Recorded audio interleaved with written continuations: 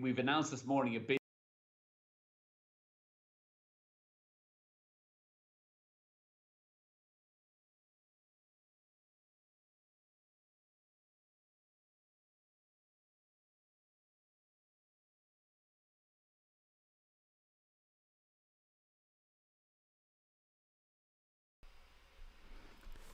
Good evening, everyone. Welcome to the stream.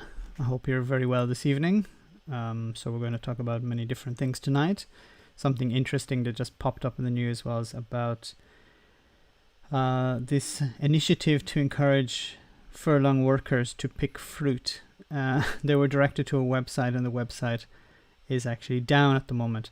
Anyways, so let's get to who's here on the stream tonight. Boxing Inquirer, hi, hope you're well. Elidio asks, have you found your coffee already yet? Yes, I have. I had coffee yesterday morning. It was very nice. Finally, the bars are open, so I'll go into a bit of detail about that later. Was it just me, or are the government expert scientists starting to get snappy? Clearly pissed off with the government not being transparent. Yes, I think some things are starting to change. So 9 p.m. is 22 British Standard Time. Ah, okay. So GMT is old school. Welcome. Hi. Scott's dog, great to see you again. Stanley, so do you have to pick our own fruit and veg now after you, Chuck? Good to see you. Glenn, welcome to the stream. Hope you're well. Max, are you giving the hamsters a couple of extra wins? Max, trying to talk the hamsters into work. It's alive. Good evening. Killer, welcome. Evening, Bam. Jan, welcome. Dave, hope you're well. I've put down the banana harvest. David Clay, great to see you again. Pauline, great to see you again on the stream. Kevin, how's it going? Good evening, Max. Hope all is well with you. Very well, yes. Paul Hughes, hope you're well. Temps, good evening. Good evening to you too. Good evening all. Glasgow Kiss, great to see you again. British Summertime, sorry, apologies. Not British why was I saying British Standard Time? British Summertime. It's first time on your stream. Well, that's great to have you on. Leo or Leon? Leon Wallet. Or Leo No Wallet. Great to have you on the stream anyway. Maximus, welcome. LOL, welcome. That's to see you again. Oh, we have lots of people. Wow, 49. We're up to 49 already, and we're only 6 minutes on the stream. That's fantastic. So guys, smash that like button. Get some more people on. Tuesday is normally a quiet evening. Friday is normally the real night. We get lots of people on, and we talk a lot, watch a lot of strange stuff. Normally sent to me by the resident Scots. So Simon, welcome. Great to see you. Great to see you again. Great to see you too. Vlad, great to see you again. 63 here. That's great. So on my software it says 50, 58. There's always a bit of a lag. So just to give you a bit of an update about what's happening here in Italy. The Trubulator, welcome. From the Dominican Republic. Great to have you on. Hope you're well. Hope everything is fine in the Dominican Republic, especially surrounding the coronavirus. Here in Italy, we're starting to ease the lockdown, so everyone's pretty happy, but there are some issues, which I'll talk about later. Is Bozo with you, Max? Here. William McGuinness, welcome from Boston. Fantastic. We have a few Americans on the stream usually, so we have some from San Diego, California, and somewhere else in California. I don't remember exactly where, but great to have you on. Dan, welcome. Great to see you. Did you read the link I sent you? Sweden doing the same as the UK with care homes. I saw that link, QA Library, but I didn't get a chance to read it. Hi Max, how are the hamsters? The hamsters are doing well so far. So far, so good. but I may, if you want QA library, you can post it in the chat, and I'll see about opening it, and we can perhaps read about it together on the stream tonight. But Dave asked, where is Bozo with me? No, Bozo's. I looked in my fridge. I've a big fridge and a small fridge, an old small fridge, and I looked inside the small fridge, but I didn't find Bozo in there at all.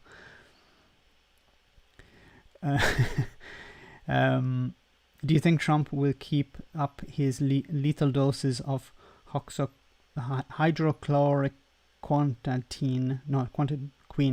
I cannot drug. Isn't it strange how he's taking this drug and he's saying that he's fine? Yeah, look, when you're fine, you take medicine. I believe perhaps he has tested positive. Maybe he's not showing symptoms, but I believe he's tested positive, and that's why he's taking the drug. Now, maybe he, after tested negative, maybe the symptoms maybe the infection went away. Maybe it wasn't severe. Herbie, welcome to the stream. I don't know. There's so many mysteries surrounding Donald Trump. I don't even know where to start. The idea he went into a mask factory and refused to wear a mask, and his vice president is doing the same. Just complete and utter crazy. But so just to give you an update of what's happening here in Italy. So yesterday, on the 18th, they released part of the lockdown. So they eased a great deal of it. Bars and restaurants are able to open. Although I did see in my village, my little town, some bars and restaurants are still closed. Now I fear for some of them that they have closed permanently, because when they closed, maybe they didn't have the cash funds to continue and eventually open. But most of the bars and restaurants are open. There's not that much of a change, actually. I was expecting to see perspex, or was it plexiglass screens or something sitting on tables, which is just terrible, I think. But I didn't see that, and that wasn't the case in one of the bars where I went this morning to have a coffee. Yesterday morning to have a coffee. So it was just basically the staff were wearing masks and gloves, and you had to sanitize your hands when you went in. That was it, really. It's not a huge inconvenience. Kevin, Sean, welcome. Wow, we have a lot of people on now. Strophy, welcome. UK is about to become a global leader in cherry picking industry. Giorgio, welcome. Great to see you. Now Jeff Taylor says it will drop after Brexit. Bob, welcome. The only one. Sorry, I was reading it as one word. The only one. Lucius, welcome. Sean. Lenny, welcome. Doug. Magister, welcome. Great to see you again. Brenda, hope you're well. Scott's dog. Scott's dog. Potholer has a new video out about the conspiracy theory that claims that the virus stems from a Chinese laboratory. So that's quite a common story.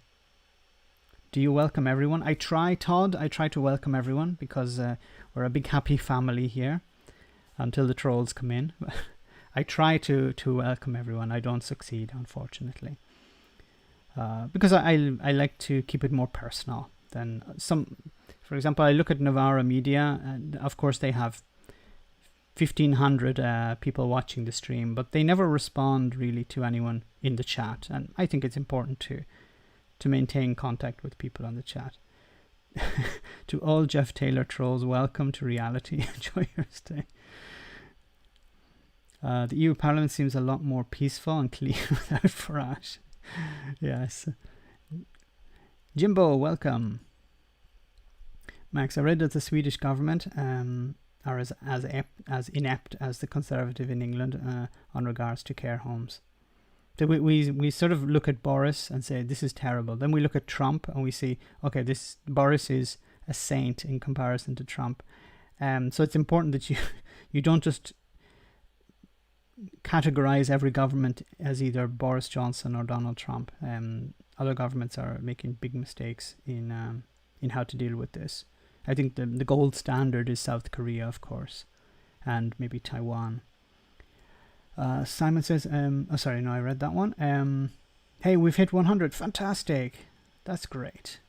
Don't think we've ever hit 100 on a live stream on a Tuesday. So that's fantastic. I see the channel is doing very well at the moment.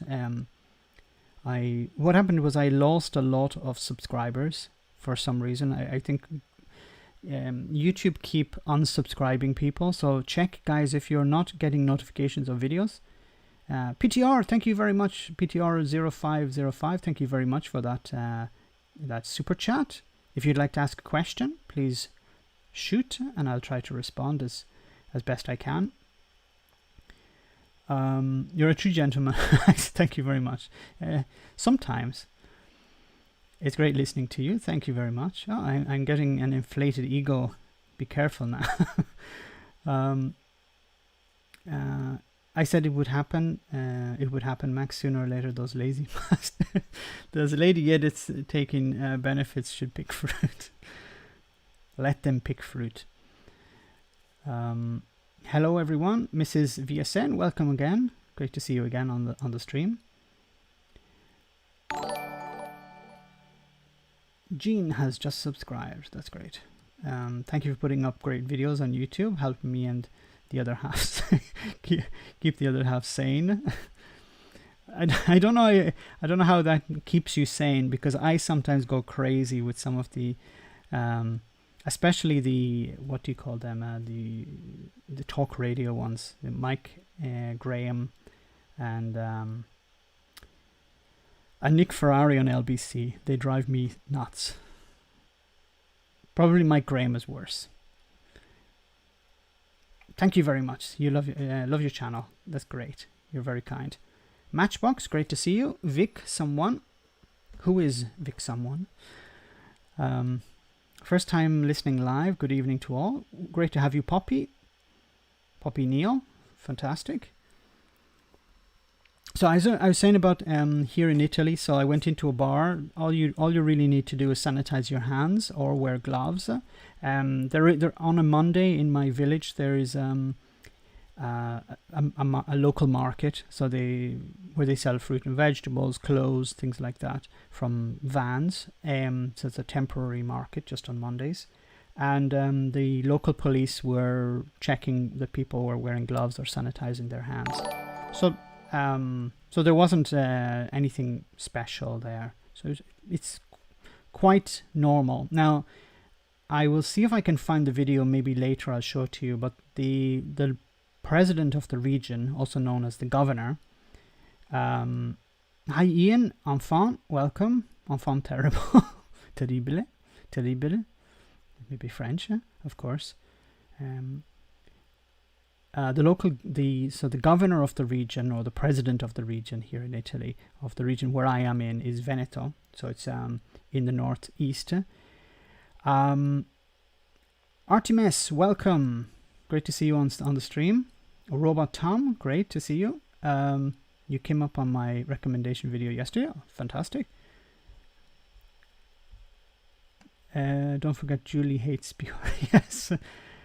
So the president of the region here was talking about, he's very angry at the moment because there's a city near where I live called Padua.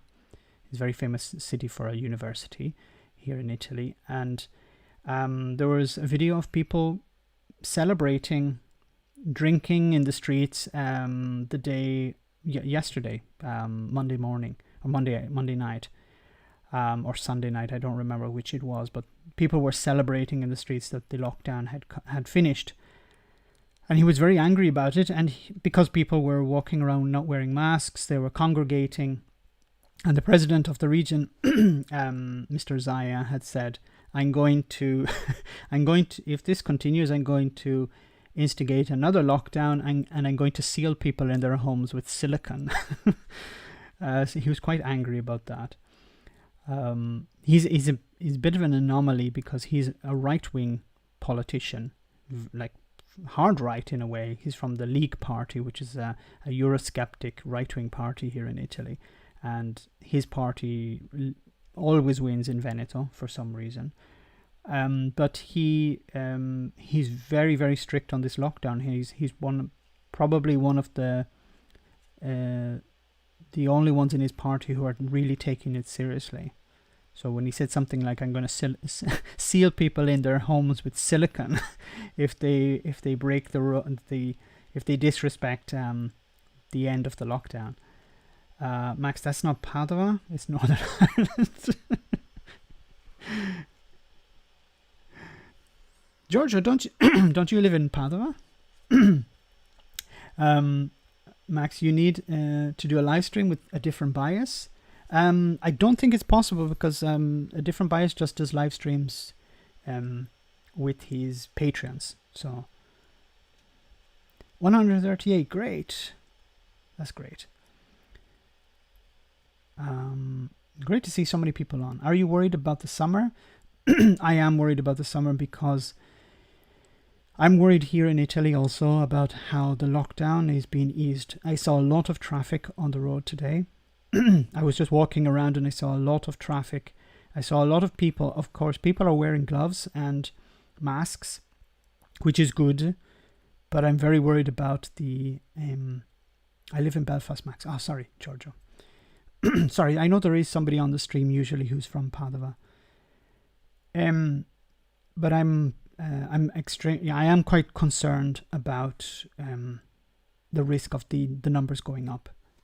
Because, sorry, I don't have coronavirus, okay? And if I do, please remember to put a mask or something over your speakers so you remain safe. But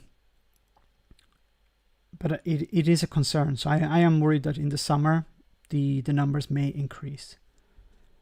And I'm very surprised with what's happening in the UK. If we look at Germany, their new cases have declined a lot. France, the new cases have declined a lot. But in the UK, they are quite stable. And the government are talking about lowering or reducing the restrictions. So I think that's perhaps too early. But they know best. Would you care to comment on the growing prevalence of presenters, commentators who preface any or every sentence with a prefix "so"? Can you give me an example? Maybe I haven't been listening to them. Super Spreader Max. I don't know what's wrong with me today. Here the weather is quite fresh and rainy, so I hope I'm not getting something. Because yesterday was very hot. So we're switching between hot and cold, which is not good. I hope it's not going to be like this all night. Can you get your hair cut in Italy? Well, I have no hair or very little on my head, so I don't need it. But hairdressers are open today. I actually walked past one today, so Max, drink some water. You're freaking me out. Will Trump's meds affect his orange tone? That'd be interesting if he turned blue or green, wouldn't it be? In July, Ryanair. Oh, thank you very much, Glasgow Kiss. Yes, if you'd like to hit with a super chat, I'll put your question as a priority. And if you can't, you can also support the stream in other ways by PayPal or with donations through this stream. In July, Ryanair will start flying internationally regularly. Yes, I would like to go visit my family in Ireland, but I am worried about lubricate your throat with baby sham, you nutter. It's not baby sham, it's spritz, okay? Get it right, or I'll kick you off the stream. Boris's slogan is "Get COVID done." Thanks for the vids, Max. Keep me sane.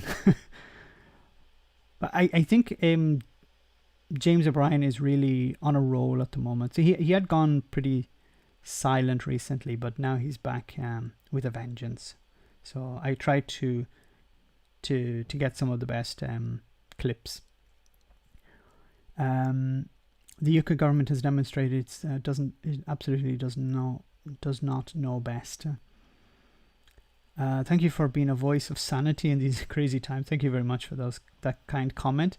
Have followed you for a while and have enjoyed your insights on topical issues. Thank you very much. Pro Skipper, do you have a boat? If you have a boat, I'm very jealous. I'd love to have a boat, especially as I live near Venice. It would be nice to have a boat. But here in Italy, it's very difficult to have a boat because you have to have a license. Because in Ireland, you just buy a boat and you go on a lake and no one will give you any trouble. But here in Italy, if you want to have a boat, you need to have a license. You have to pass a test. You have to pay every year a tax to make sure that you follow certain regulations. Italy is a beautiful place, but they like to take money from you wherever possible. Lenny says, hey Max, what's your thoughts on the furlough scheme in Scotland? London government is asking 7 billion from us, and we Scots are only getting 2 billion out of the furlough scheme. So I did upload a video about the how the UK government is deciding to affect the furloughs so that they will decide which sectors will receive it. But I think it's a way of punishing the government in Scotland, because they say, no, we're not confident with the level of infection at the moment. It's too high for us. We want to wait until we're more confident with that level, and then we'll consider lowering the or easing the restrictions. And this will create a two-tier system, I think. Aurelian Pop, welcome. Mark Iffy, welcome. Macs are better than PCs. Great to see you again. Marilena, welcome. Great to see you. Tom.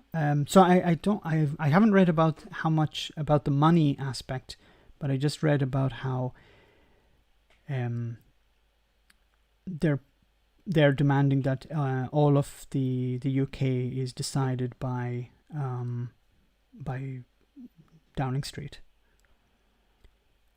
Interested in your views on non-DOMs and tax exile companies getting government relief. Very, very angry about this, because these are companies who are deciding not to pay their taxes. If I don't pay my taxes, I go to jail. But if I'm a billionaire and I decide I don't want to pay my taxes, then I can put them in an offshore bank account and pay a very expensive accountant to do that. And I don't pay anything into the state. And if I do that, and if I'm not paying into the state, then I have no right asking for support from the state. Now, of course, you see the likes of the owner of the Daily Mail are doing things like this. For example, channeling money into offshore bank accounts. But no, I agree. If you agree with me that we're on the same page here, I think it's ridiculous that a company or an individual is asking for support from the state when they don't pay anything into it. What different rules in Ireland and Italy? Surely not under EU dictatorship. No, I don't understand. What do you think about Trump blaming everything on Obama 4 years after he left office?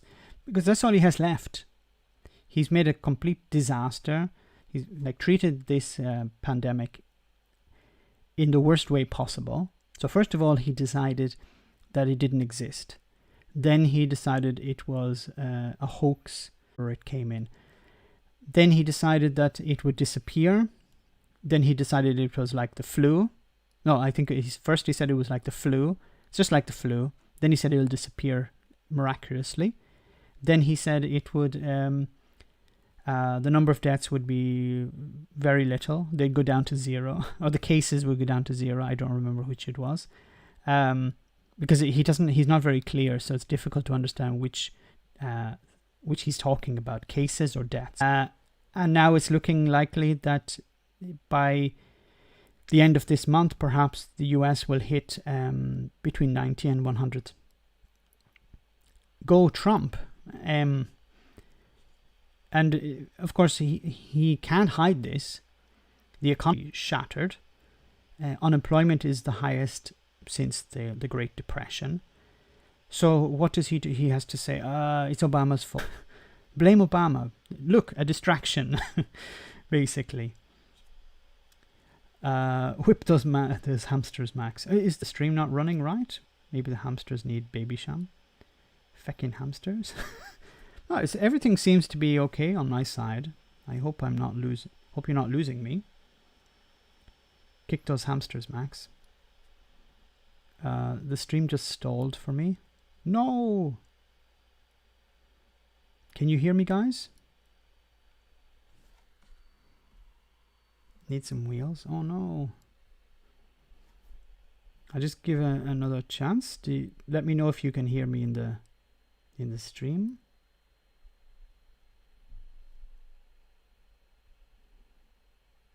No. Oh.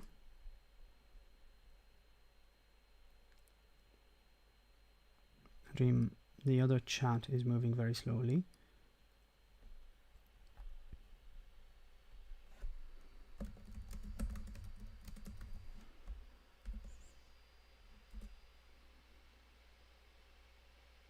Stream keeps buffering. Can you hear me?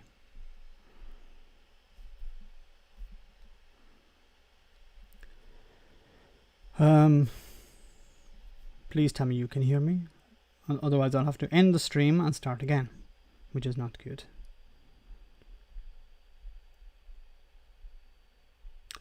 Love your videos where you tackle toes now and again. Okay, yes, we can hear you. Yes, it's a bit jumpy. Just staging a walkout. Seems okay now. Okay, there's lag. After barbecue tonight. Now it's fixed. Okay, it's not. I don't think it's actually the stream. I think it's YouTube messing around, because my software normally tells me if there's a problem with the connection or with the stream, but it seems to be YouTube on YouTube side. Now it's fixed. Okay. Travel. So I just want to 100,000 COVID deaths in the US. US is great again, #1. Keep talking. Okay. I worry Trump may start a war before the election. Dropped like 5 times. Seems fine. Fine in here in California. We need villain who resembles Trump the best. Which villain? There isn't a dumb villain. That's the problem. There isn't a really dumb villain that we could. What was the sheriff of Rottingham? Perhaps would be. Okay, Nottingham. I just popped into my mind. Nottingham. The sheriff of Rottingham would be maybe the best villain that represents Donald Trump. You're back again. Okay. So I want to talk a little bit about this article here. I posted it on the community page. I don't know if you guys got to see it before the stream. Just to mean a blip. Okay. Other videos did the same a few minutes ago. Okay, so it's not my fault. The hamsters will live another day. So I just want to talk about this first. It's the for where is it? No, it's not here. Or maybe down. Let me scroll down.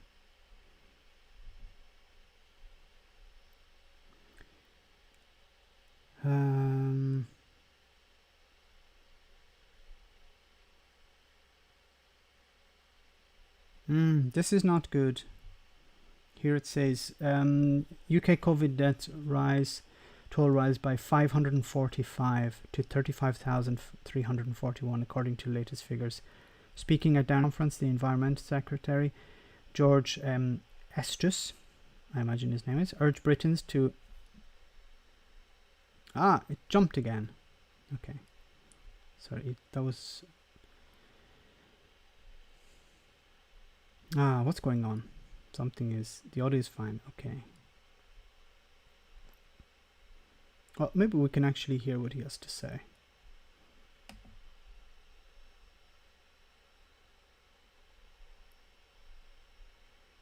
Please work.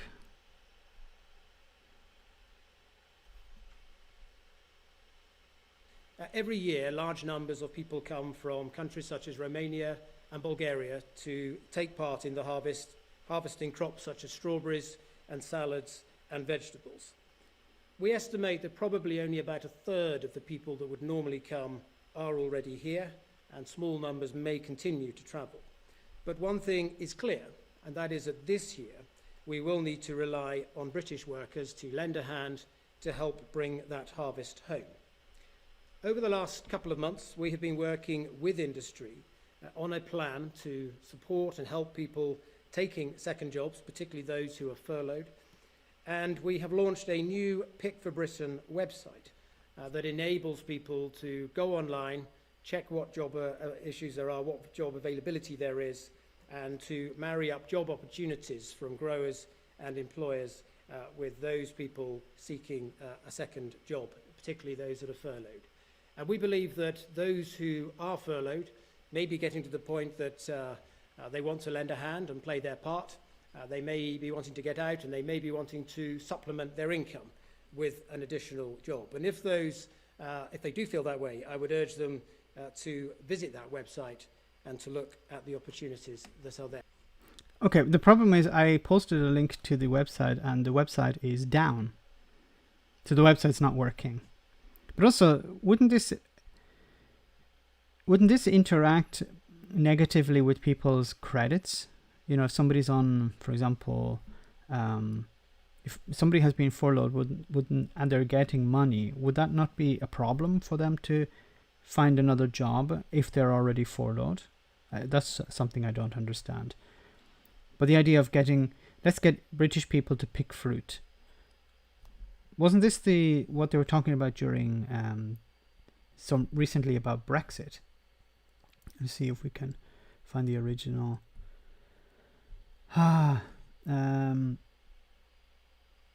Useless. Eustace rhymes with useless. Didn't 52% of the UK vote to pick fruit? So let them do it. This is rich coming from the Tories, especially that Patel did yesterday. Yes. If you earn less than 26,000, we don't give a crap about you. But the whole idea of ho ho ho, welcome. Okay, now I'm seeing some trouble with the stream. 17.4 million pickers. Good luck with that. The Brexiteers. That is what you wanted. Get your boots on and find your gloves. But they voted for somebody else to pick the fruit, not that they would have to pick the fruit. Pick for Britain. Brexit jobs for everyone. One thing is clear, we need British workers. Well, just wait until the Department of Work and Pensions tell you all those middle managers get into the fields. Year zero. We'll stop the influx of low-skilled workers. Oh, by the way, we have a shortage of low-skilled workers, low-skilled jobs. 52% of the country is available.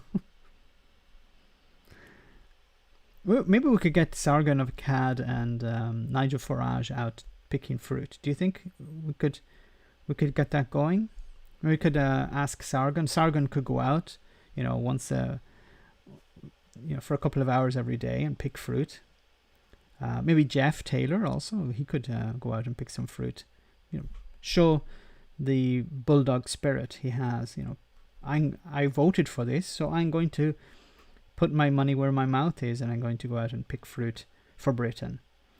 Stay alert. UK Tories need alerts.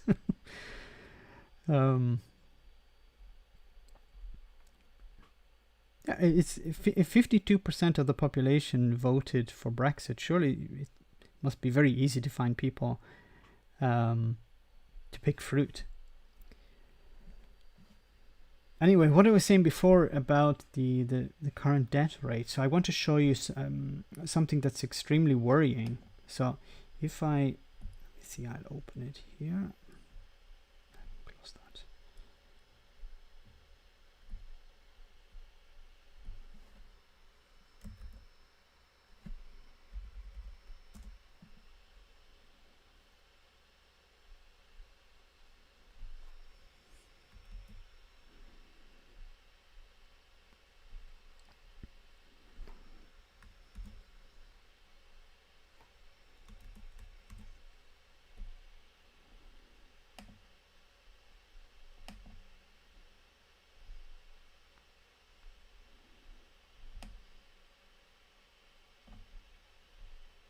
I don't know why this is in black, but anyway, let's see. So it says here, this is the new, this is the number of cases for Italy over the last number of months. You can see here on the 18th of May, yesterday, there were 451 new cases. Okay, so but if you look at this graph, you can see how the number of cases are constantly declining. If we look at another country, for example, Germany, you can see a similar case where the new cases are constantly declining. Germany had on the 18th 342 new cases. France, there was a spike here in on the 6th of May, but the cases are, there's a trend towards a decline. Okay, now that's probably in Italian. United Kingdom, no, it's in English. This is a different, you see the difference in the graph. So the numbers have risen and remained somewhat constant. This is very worrying because you should actually be at this case, at the stage in the UK where the numbers are declining, but instead the numbers are remaining quite steady. Now there seems to be a bit of a decline here, but it is quite late in the day. As I said, compared to Germany, a completely different graph. If we look at the United States, a very worrying trend. So you see here how there was a peak, probably here in the middle of April, the end of April, and there's a constant trend. Now, of course, what's interesting is the United States, many states in the United States are deciding to open up, to end their lockdowns. This is not the time to end a lockdown. Italy has just ended in a part its lockdown, but once again, if we look at the situation in Italy for new cases, they are much lower than the UK at the moment. But not so much about new cases, but the trend is continually in the right direction. Well, in the UK, the trend is not in the right direction so far. So it's somewhat down here. I hope that it continues to decline. But we're still looking at 2,711 new cases in the UK yesterday, compared to about 400 in Italy. And the UK is talking about ending the lockdown. This is extremely worrying.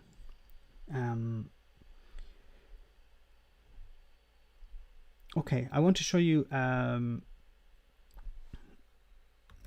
video from an old friend of mine. Not exactly a fan of his, but let's see what he has to say. There seems to be a bit of a delay in the stream tonight, unfortunately. Apologies about that. We've announced this morning $1 billion.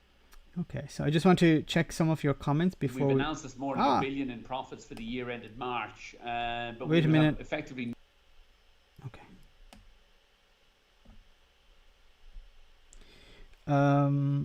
Pick for Britain, yes. Anyone see Harley Buer talking to a teacher? No, unless that was one of the videos I had shown. No, that was to a doctor. Oh my God, she's talking to teachers as well now. Pick for Britain, unless you're English, we will no longer support your furlough payments. Remove New York, New Jersey, and the graph looks much different. In a positive way or a negative way. It's out in the fields. Max volunteered.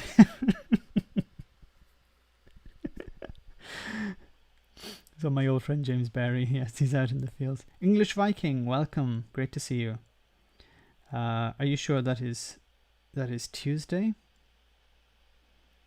Those graphs should be for yesterday. That's what Google is saying, and Google is allegedly a reliable source for the data. What happened, Bob? Yes, can you tell us what happened with that interview with the teacher? Yes, but Max, Donald Trump has common sense. He said the reason they have so many cases is because they test so much. If they didn't test, they wouldn't have cases. Common sense. Yes, they're testing so much. Probably testing just the same people all the time. That gobshite. There are reports most US states opened are spiking already. This is what's really worrying. Hey, Mark Franks, welcome. It's extremely worrying because you're going to see you need a lockdown in place to get the numbers down, and then you can decide about reopening. But what's happening in many countries is the numbers are starting to decline, and then they reopen immediately, or they're even reopening before the numbers have declined. Max, what do you think of the UK having to send 100,000 of our samples to be checked in Germany? I didn't know about that.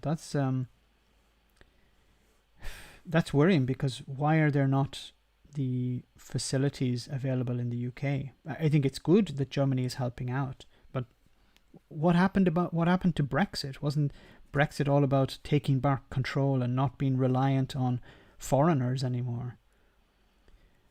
The EU will have to take care of Ryanair. Well, Ryanair is actually I don't know if it's a British company registered in Ireland, or it's an Irish company registered in the UK.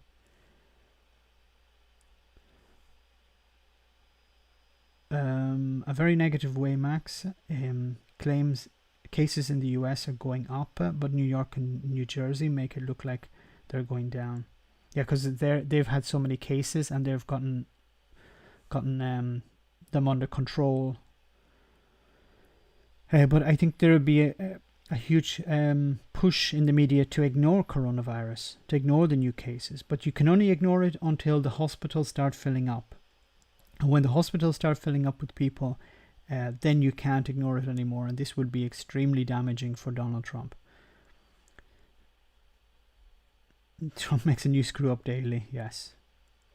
But it didn't have to be like this. I really don't understand why there wasn't somebody speaking to Trump and saying, look, do what South Korea is doing and you will be okay. You may actually get more support. If Trump had dealt with the coronavirus the same way South Korea had dealt with it, I think he'd be winning praise worldwide.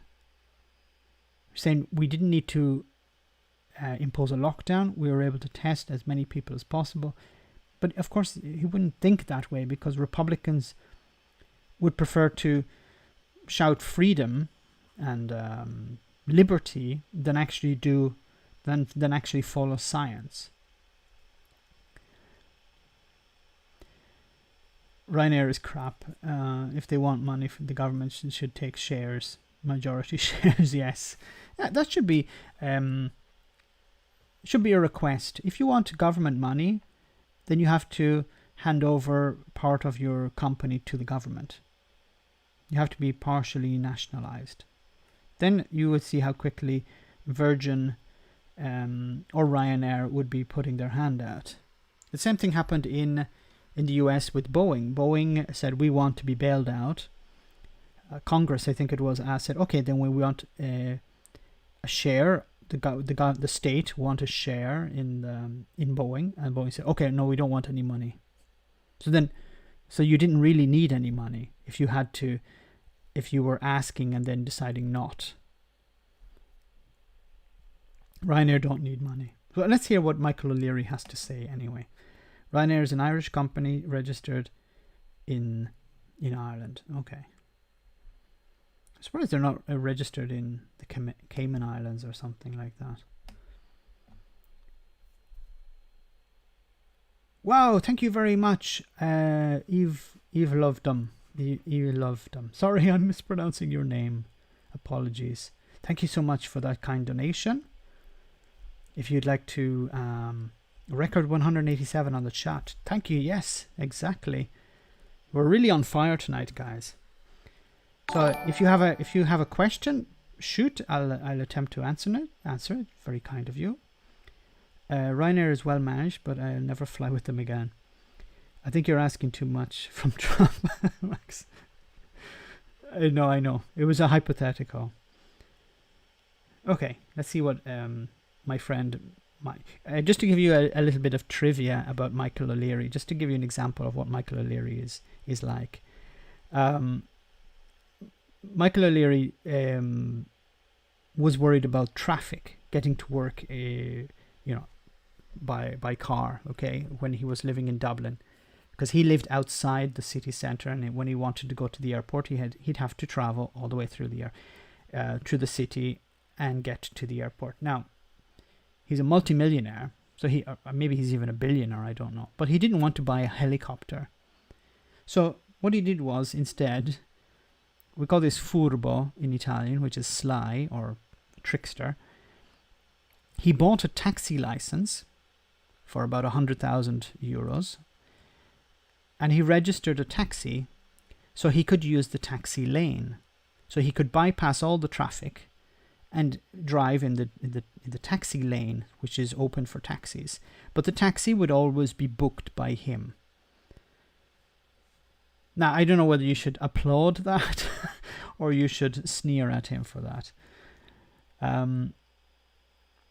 Artemis says, we can't shout liberty and freedom in the UK anymore, as it's been taken, curbed outside this little Britain with almost useless blue passports. Ah, yes, I remember the blue passports. The blue passports have gone very quiet about blue passports, haven't they?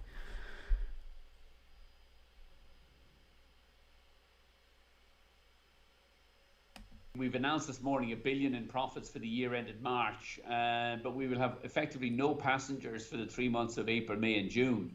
And I think it's a remarkable number for the business that we'll only lose, something north of about 200 million during that quarter when we have no passengers and our entire fleet has been grounded.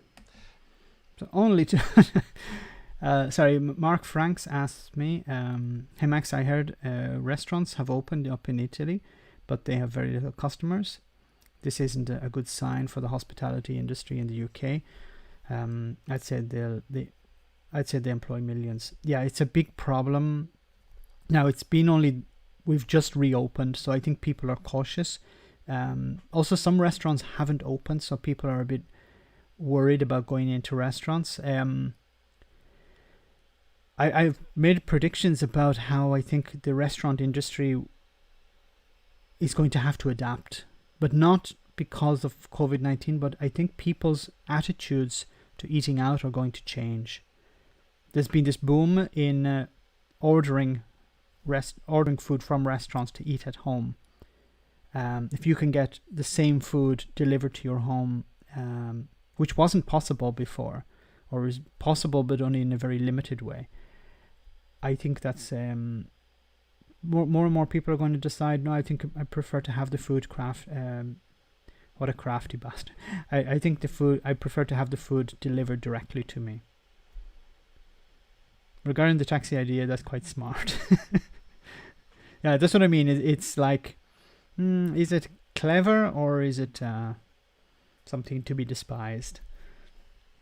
Didn't Noel Edmonds or James Whale also do that with a taxi? I'm sure it's one.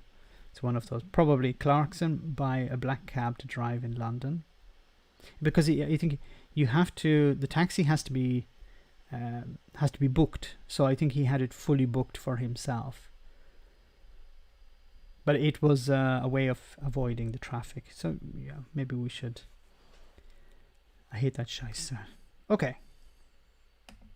When we last spoke, you were announcing that you were resuming flights in the beginning of July. Is that still on course? What's happened since then?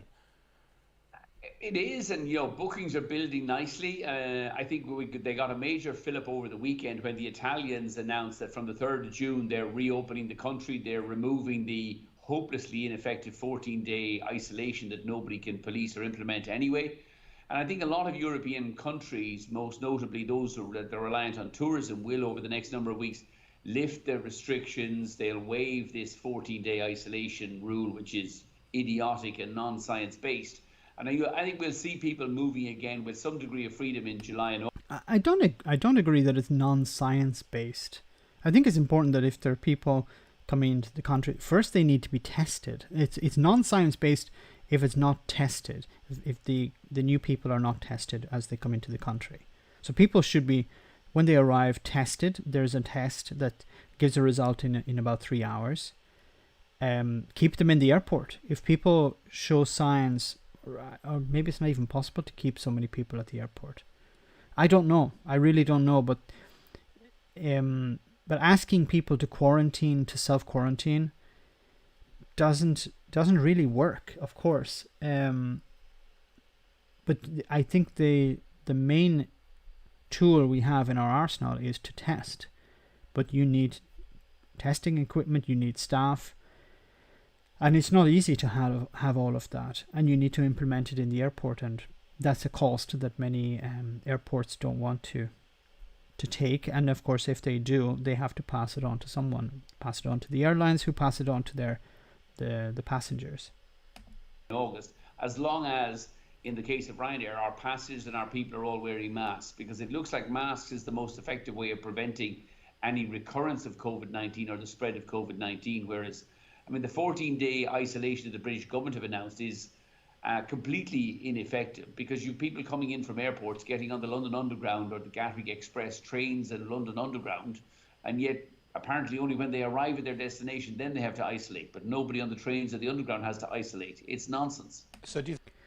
In a way, he's correct here. You know, if somebody gets off a plane, are told to self-isolate, and I talked about this as well in one of the last videos, who's going to check if they're self-isolating? As he said, they get off the plane, they get on a train, they get on a bus, and then they arrive at their final destination, and then they self-isolate.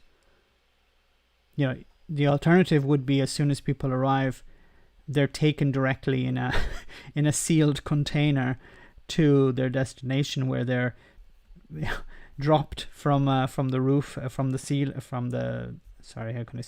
dropped from above into a sealed room, where they self-isolate. No, it's not going to happen.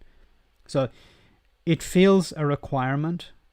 It ticks a box on a piece of paper, but that's as far as it goes. Once again, it's about perception. All the government need to do is provide the perception, provide the image of them actually doing something, than actually doing something. Because if people believe that Boris Johnson is doing something, that's enough. He doesn't actually have to do anything.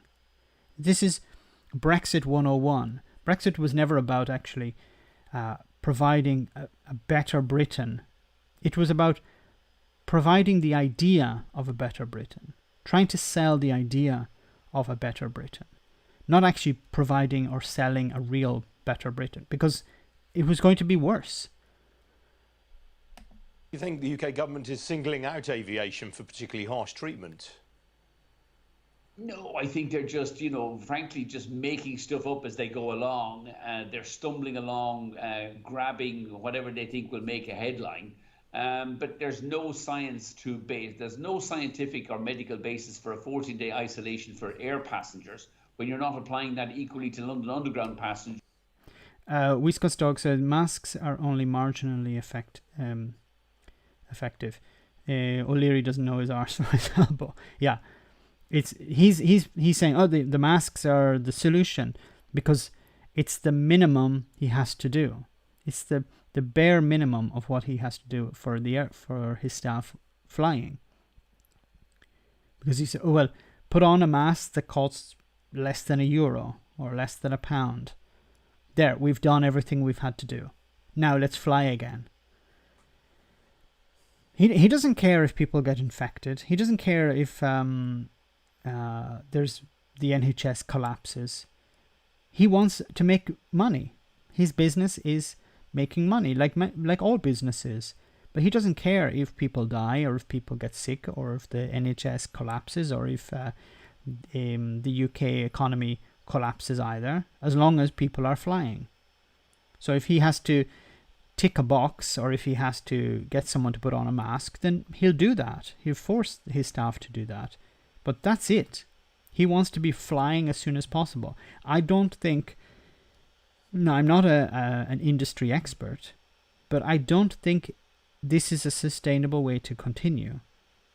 Because if the public are worried, they're not going to fly. You can put in whatever measures you want, but if the public are not confident, they won't fly. So I think the entire air industry is going to have to change. You're going to have to present some sort of mechanism for people to feel confident about flying. How many pictures have you seen online about people getting on planes, full planes, zero social distancing, many people on the planes not wearing masks, and then the whole problem of the air conditioning. So even if you are wearing a mask, you're still surrounded by particles of air full of all sorts of crap. So this doesn't make people feel confident. Ho said I'd fly tomorrow. I'm not saying no one will do it, but I don't see it as something sustainable for the future. I think something is going to £10 for a mask, €10 for a mask. But I think if we see a second spike, we're going to see a second lockdown, and the airline industries are going to go into a tailspin, to excuse the pun. Bleach enema to everyone who flies with Ryanair. Why in that direction? Why not on the... I guess Donald Trump would say to drink it. So, okay, let's hear what else he has to say. It's so obvious this guy will be out of business this year. He sounds desperate. I don't think he's desperate. He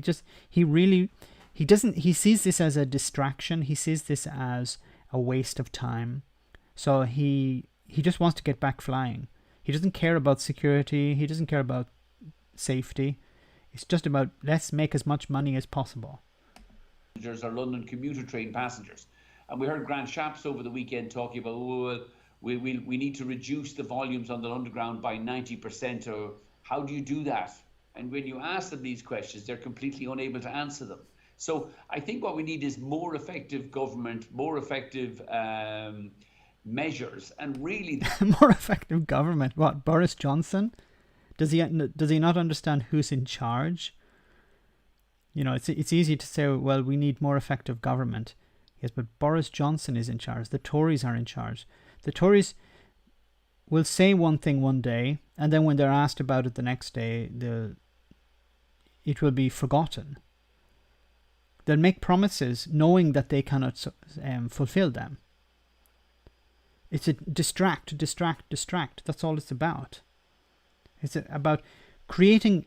I really truly believe now it's about chaos. Because when there is chaos, no one can find what's true and no one can find what's completely false. The government can say, we've reached 100,000 tests. Are there really 100,000 tests? Well, 70,000 are true, but the other 30,000 were posted out to people. So technically, yes, we have... no, but let's change the topic for today to something else. So just create a huge amount of chaos so that the media can't understand what's going on from one day to the next. And even when they do actually get to the source of the problem, they understand what's really happening. Hold on just a moment. We have...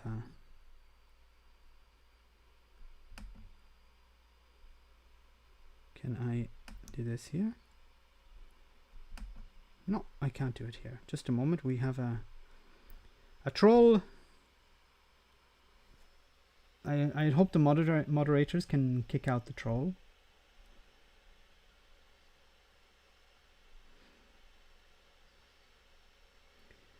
But I'm trying to do it myself. Apologies.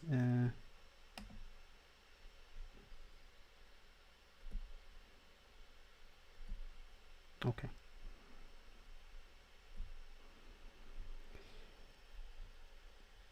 But he is correct about the London Underground and about how are you supposed to monitor people if they're being just sent out of the airport. The most effective measure at the moment as we reopen our economies is everybody wearing masks, whether that's in shops, in underground stations, on buses or in aircraft. Back to the 14-day quarantine period briefly. Spain have obviously still got that in place. You're optimistic Spain will drop that in due course?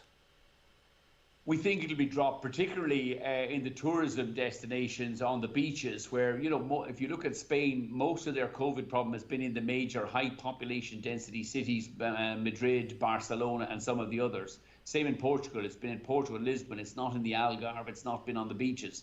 And I think those countries will, over the next couple of weeks, as we believe the British government will too, will focus on how do we reopen the tourism economy during kind of July, August. I don't know. I think there will be some attempt to reopen them, but they will be completely controlled. They'll be highly controlled. Glasgow Kiss, thank you for doing that. I was trying to do it, but I wasn't able to do it from this side. Thanks for doing that. Rivo, welcome. Great to see you. Buonasera. Like distance crying babies with a rattle and a sweet, and it works, Max. A troll, yes. He was here last time as well, but and he'd probably pop in with another account. But I think he's making a point that most of the cases were in the population centers, and that makes sense because you have most people in concentrated together, so it's easier to spread. But one of the reasons he's not exactly telling things exactly as they are, because he's saying, well, you didn't find cases in the Algarve, you didn't find cases on the beaches. Yes, because the beaches were closed. These villages, so for example, near me, there is a seaside town. And if you go there in winter, it's like something out of The Walking Dead. It's completely abandoned. All the shops, restaurants, everything is closed. You may find one bar open, but that's mainly just for the people who live there, and it's about 10% of all the property is occupied during the rest of the year. So of course you're not going to find many cases in tourist areas because the tourist areas were closed down. But as soon as you open them up, then you're going to see a spike. So O'Leary he's telling you half truths here. He's saying, look, yes, most of the cases were in Madrid, and we don't care about flying to Madrid.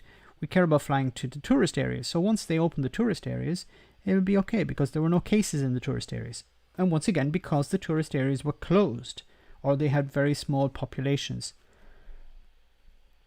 The tourism economy creates a huge or sustains a huge volume of employment. And we've got to get these sectors back moving again in a way. He sounds like Nick Ferrari here. That maximizes public health, and that is face masks, not idiotic 14-day isolation in somewhere where the government can't define where you would actually even isolate. But it's not face masks or 14-day isolation. There needs to be also a lockdown as well. And the bookings that you've been taking since you announced that you were resuming flights in July, what sort of prices have they been compared with last year? They're well down on last year. I mean, we're selling seats at the moment to Spain, to Portugal, to Spain, or to Italy and Greece at, 39, 29, 39 one way. I mean, we've lots of availability in July and August. Oh my God. So it's just ramping up the more and more people to go, ramping up flights again. And you're going to see, guys, you're going to see more spikes. We're going to see more lockdowns. I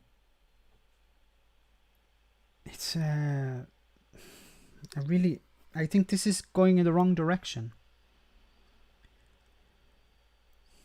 Because you're going to have countries that haven't completely locked down. You're going to see countries that have huge number of cases.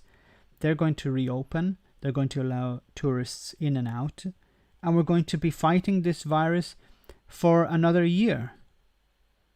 Instead of having a severe lockdown for a short period of time, a number of months, and then being able to gradually leave. But because we're close to the summer, everyone wants to enjoy their summer holidays, and I understand that. But this is not really, we're not ready yet to ease the lockdown. And I think it's going to create more problems. Now, I hope I'm wrong. I really do. I hope what I'm saying here is wrong, and we do open and we don't see a huge spike in cases. But I really think if you look at China, they wouldn't ease the lockdown until they were down to about 0 cases, or very close to 0. And what we're seeing, though, is family groups making bookings. I mean, it's quite clear to us that, you know, the British public, the Irish public are going on holidays to Spain, to Portugal, to Italy. Those countries will open up. They're generally going on their 2-week annual holiday anyway, so they can manage a kind of a 14-day isolation period. But we think those isolation periods, which are hopelessly ineffective and in fact unmanageable, will be dropped in the next couple of weeks. We hope in favour of more effective measures such as temperature controls and face masks. Okay. But the temperature controls, see, this is once again Michael O'Leary pushing the responsibility onto the airports, which maybe is legitimate, but this is Michael O'Leary who doesn't want to spend, €1. Bob Bishop says, Max, we have no vaccine. This means common sense is to be cautious, unless it's costing you zillions, of course, by having your business closed.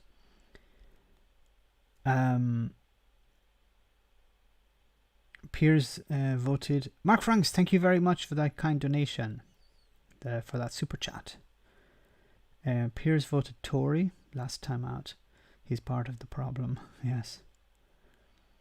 Flying in and out of itself would lead to a spike. The fact is that there's not going to be the proper social distancing on Ryanair is the problem.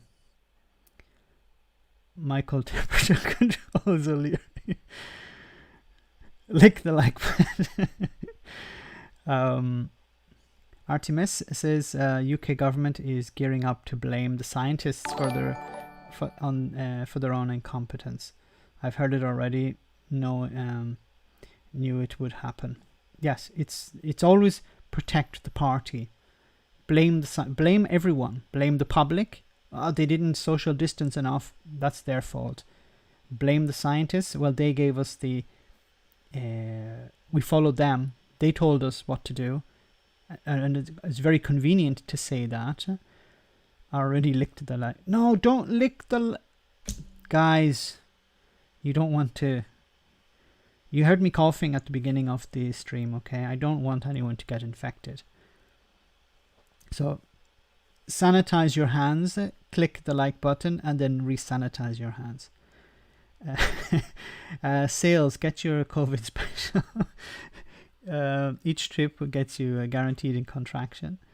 Doesn't matter if you're departing or returning. People go to Sweden to avoid lockdowns. In Sweden, is Sweden functioning as a virus hotspot, spreading the virus far and wide? But Sweden's cases are increasing. We can have a look at later at Sweden's cases. But as the last time I checked, they were lick that calendar. English Viking, you may be onto something. Maybe we could have a sniffable calendar or a lickable calendar like the one in Willy Wonka and the Chocolate Factory. Or was it Charlie and the Chocolate Factory? The one with Gene Wilder. Lickable wallpaper. Lickable wallpaper during the coronavirus. That would be that'd be a real seller. Wait for the Brits to find out that they're getting air conditioned. They won't be getting air conditioned in their hotels, restaurants, etc. They'll be fainting all over the place. And that's something I noticed in the supermarkets now. All the air conditioning has been switched off. Now, I haven't been into a supermarket for a few weeks, no, maybe about a week. But here in Italy, it gets up to about 40 degrees when it's really, really hot. So I can't imagine what it's going to be like inside a supermarket when it's 40 degrees without air conditioning. Scratch and sniff. Blame the teachers because the kids cannot social distance. Yeah, this also in the schools, the idea that you ask children under the age of 8 to wear a mask and to socially distance is ridiculous. It's difficult enough getting adults to do it for a reasonable amount of time. Imagine trying to get children to do it. People in Sweden follow lockdown rules voluntarily. Strophy, are you in Sweden? If there's somebody in Sweden living in Sweden at the moment, it'd be great to hear how the situation is at the moment. How are the cases? Is there concern at the moment in Sweden? About to start training as a teacher in September. Do you think the first thing we'll do is go on strike? It could be the case. Sniffable Mankini calendar. Well, Killer, it depends on which part you're sniffing. So let's hear what else Mr. O'Leary has to say. And what progress are you making on refunds? We're doing well, given the historic backlog we have. I mean, we have a backlog of about 50 million refunds to process. So this is an interesting one. So Ryanair were forced to give refunds, but they created a backlog. So they could have just given automatic refunds, but then that would make it too easy. So of course, Ryanair, if they're trying to sell you something, it will be easy. But if you're trying to save money, they make it difficult. Okay. So, how many times have you went on Ryanair and you say, oh, look, there's a flight for €30 or £30. It's impossible to get because you have to leave tomorrow morning at 4 a.m. and come back on Saturday afternoon at 2 p.m. or something like that. Now, some people have actually found really cheap flights. I normally, I think the cheapest flight I ever found on Ryanair was about €20 maybe, actually. I've never found a free one, but I found it €20, but I booked something like 4 months in advance.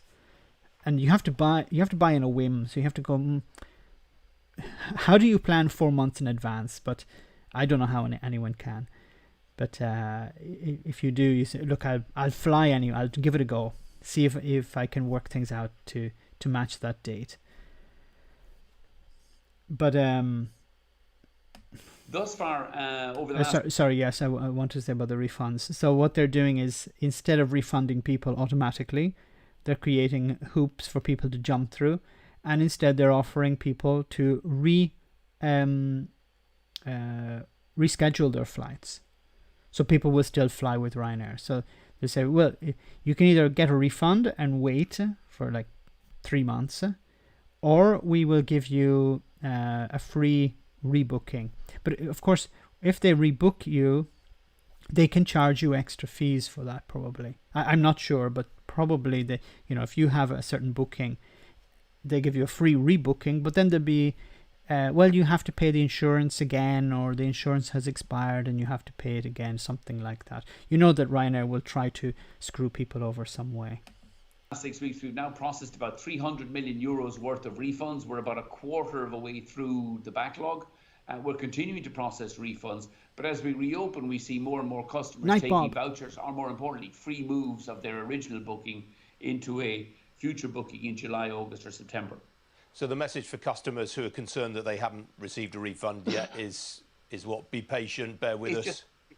Just be patient. We will get there. But remember, I mean, our refunds team has been reduced by 3/4 because of... But why not just do an automatic refund? And then you don't have to worry about not having enough staff. It's really just a button you press on a computer. You can even automate it. I'm quite worried about the hunger pandemic leading to the scapegoating of immigrants, the poor, the disabled, and the immoralizing prioritization of white working nationals. welcome to post-Brexit Britain.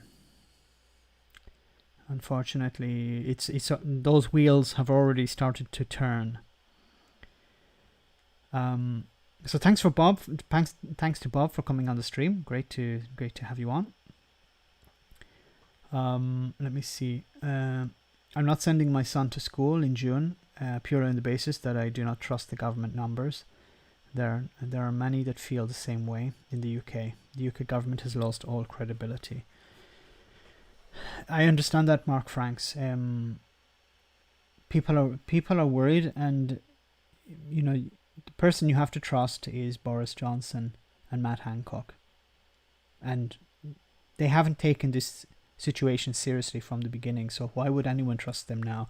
And I don't give a crap of what Nick Ferrari has to say or people on the radio have to say. These people are not putting their family in harm's way. Be more worried, Matty Cook. Be more worried about the drought in summer, flooding and storms in autumn, and a really cold winter. That's not going to go well with Corona. And if there's a flu in the winter, which there's normally the winter flu, there's a worry that not enough people will be vaccinated against it, the elderly in particular. So if coronavirus doesn't get them in the winter, the flu will. I'm not comparing the two, okay, like Donald Trump or someone like that, or his sycophants. Will the Scrum be offering £10 flights to Spain soon? The Scrum. The Scum, sorry, not Scrum. Where did I read the R? It's the Scum. I think somebody should point out to Boris that the schools are not shut. They're already open for key workers. It's not safe to put more in the classrooms. So I don't know, and I talked about this in one of the other videos, I don't know if it's safe. There's talk about how children are much less of a risk, but the problem is the children are concentrated in one place. So if a child isn't much of a risk to transfer the virus, that's one scenario. But putting a lot of children together in one place, is that a risk? Is it a risk that we're willing to take? And you have to remember, of course, there are adults such as teachers and staff in the schools that are a higher risk. But is it really necessary to open schools now, considering that schools will eventually close after about a month? I understand it's important that children have access to their education. You know, we have to find another way. This is not impossible. We're able to put men on the moon. Surely we can allow children in this day and age of technology, allow them to be able to access lessons. You know, Zoom lessons or something like that. I don't think it's such a difficult task to complete. You know, at least for the time being, until September, until there is a reorganization of schools in September. But this is the way going forward. It has to be reorganized. Okay, let's have a look at another topic. So we got rid of Michael O'Leary. Yes, this one from Sky News again. Don't mean to be promoting Sky News all the time, but sometimes they have some good content.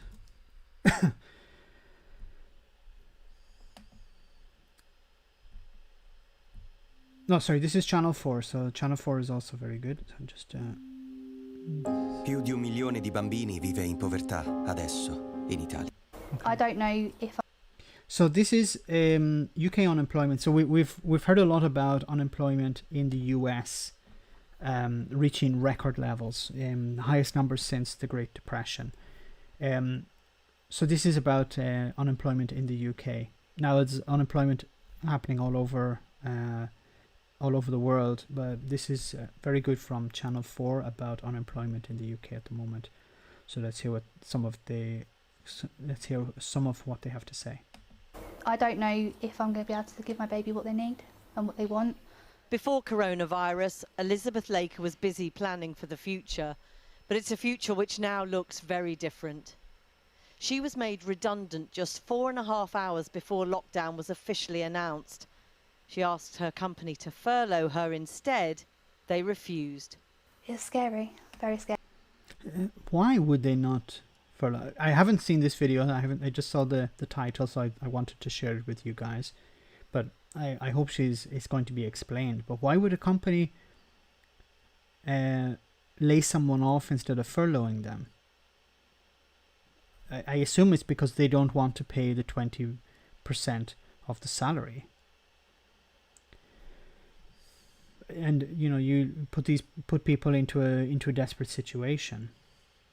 Several councils are refusing to send kids back to school until they know it's safe, including Liverpool and Manchester. Eton not opening till September at least. Of course.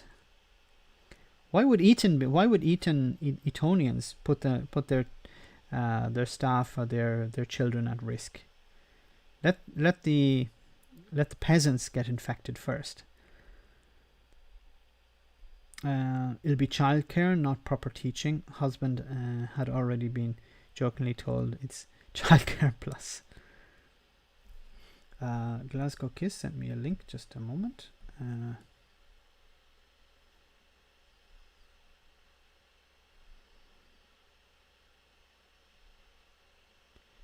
Let's see about opening it.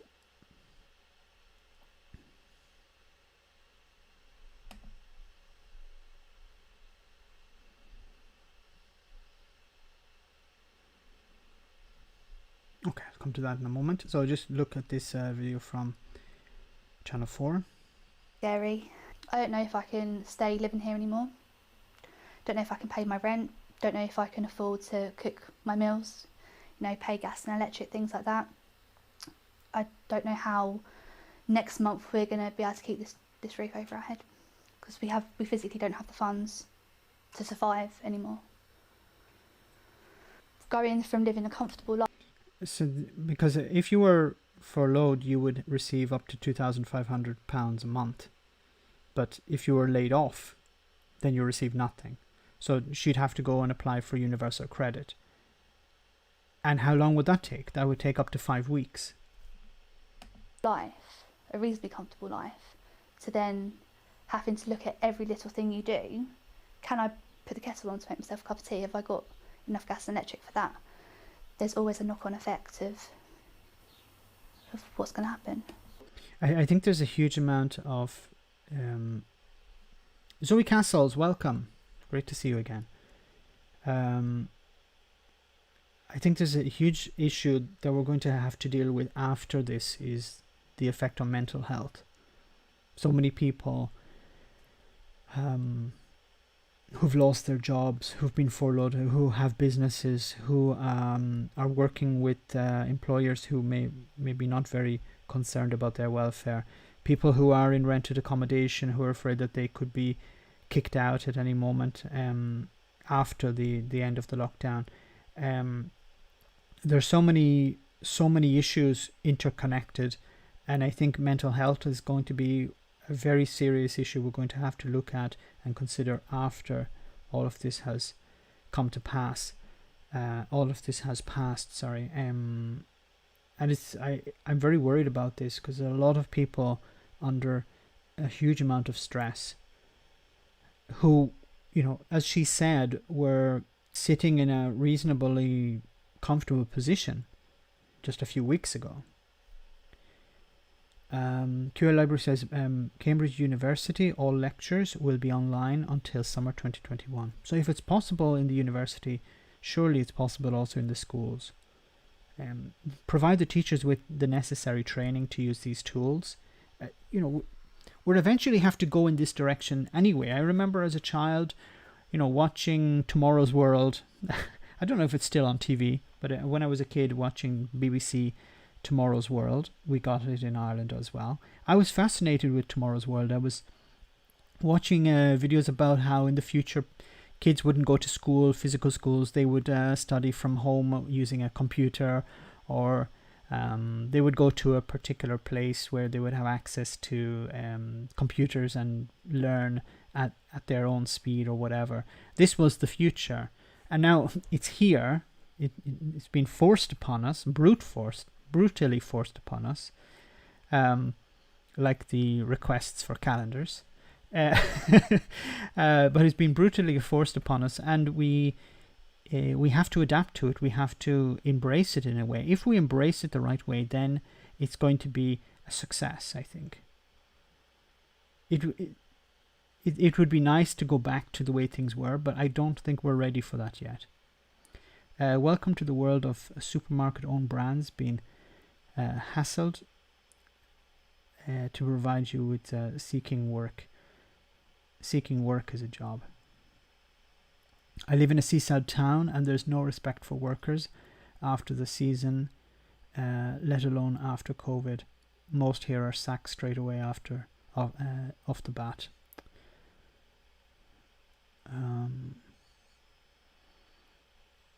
Everyone is open university now.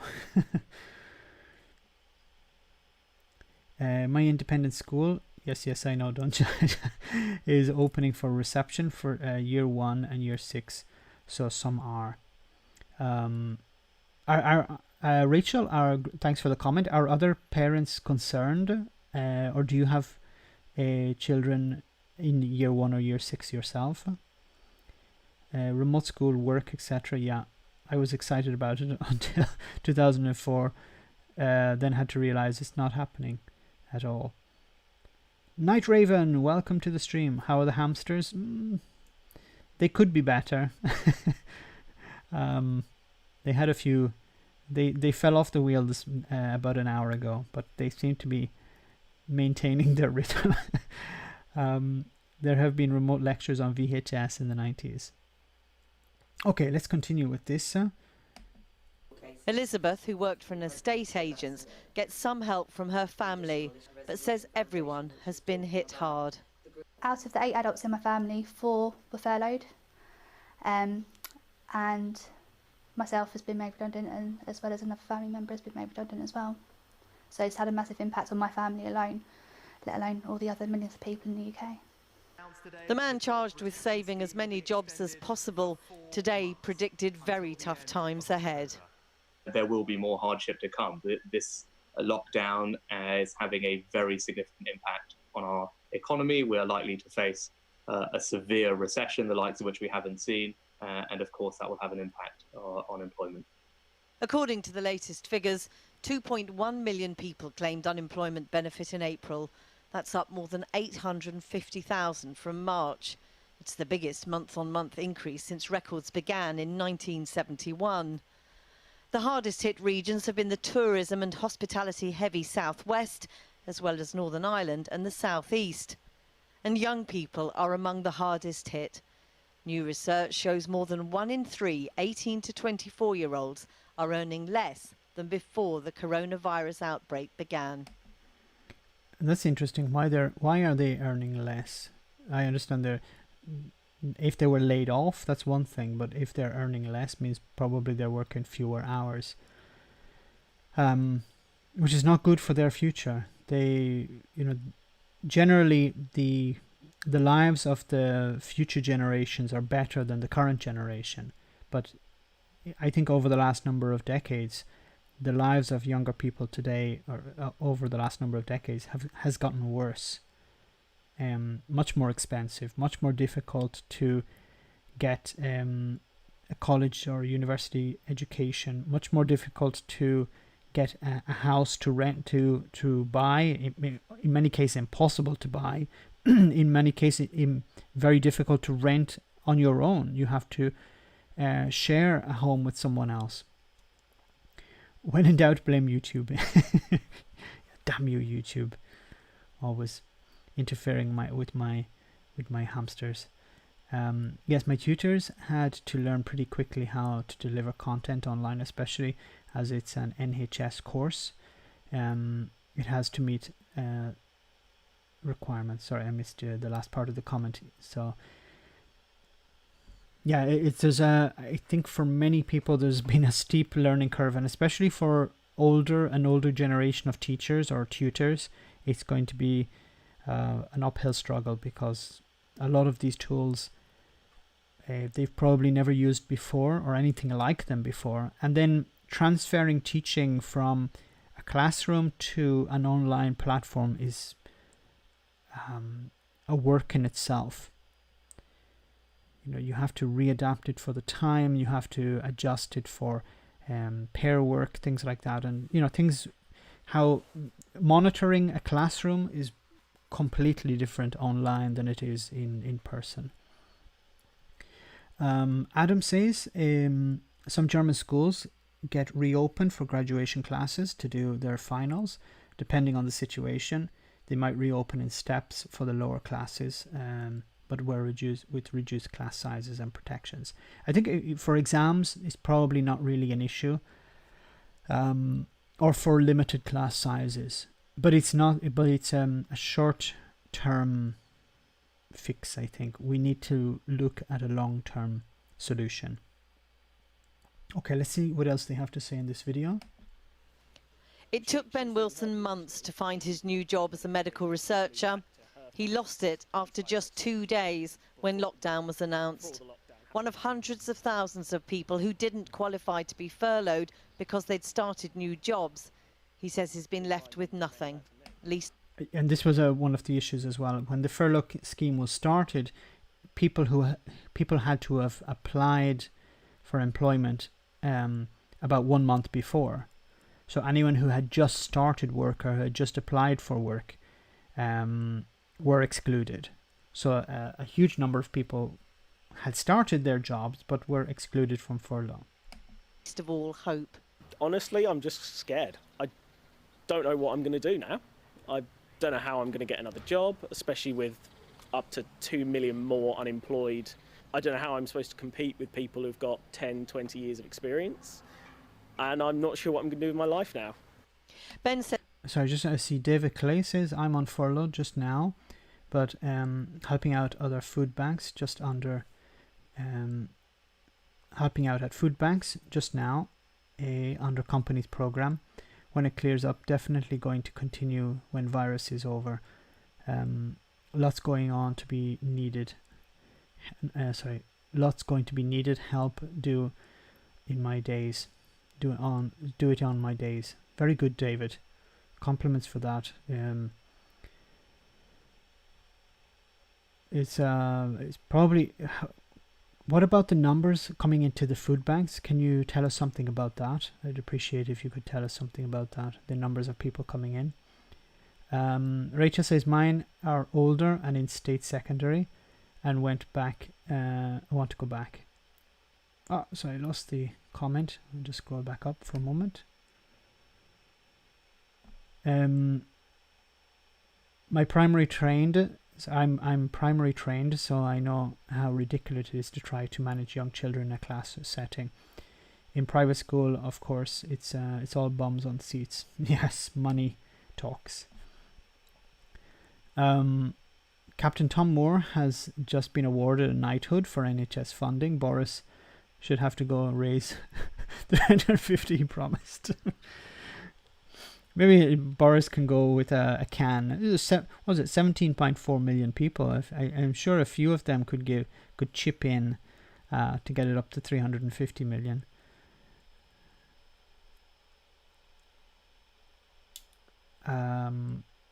So congratulations to David for doing that, especially as you're in the situation that you're in at the moment. So congratulations, well done. Respect, man. All I can do, been there, got the t-shirt. Okay, so let's continue with this video about the unemployment. Says he's luckier than many financially as he's still living with his parents, but it's taken its toll in other ways. Yeah, as I said, I'm seeing a therapist about depression. I'm empty. I just don't know what to do. It's difficult to write an application saying, oh, what are your best features when you're sat there on the sofa empty. Poppy Campbell-Gillick is one of an estimated 500,000 people working in hospitality who've already lost their jobs. She has autism and says finding a job in the first place was really hard. She fears finding a new one will be almost impossible. I feel lonely because I'm not at work anymore. I don't have the support of my co-workers, and I feel lonely because I have really lost my purpose in the world.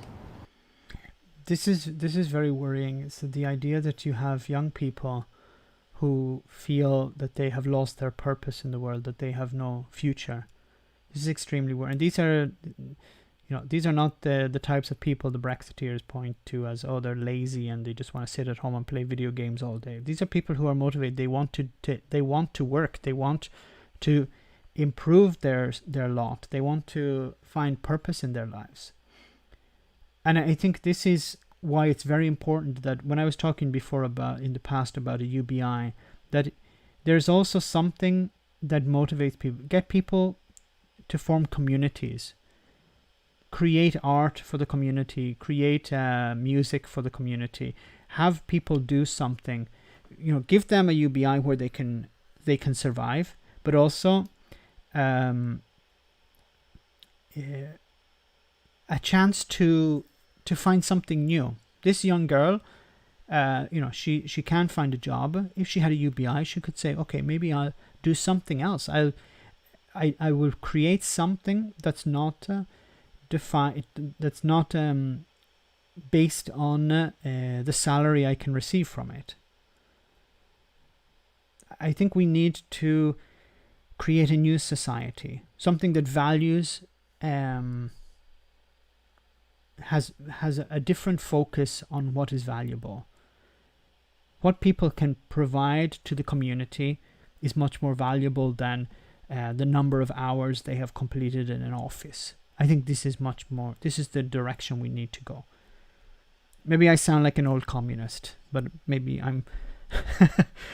maybe I am an old communist.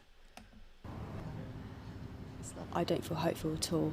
I think there's going to be a very competitive market for even the most simple jobs, and it's just going to get very difficult to...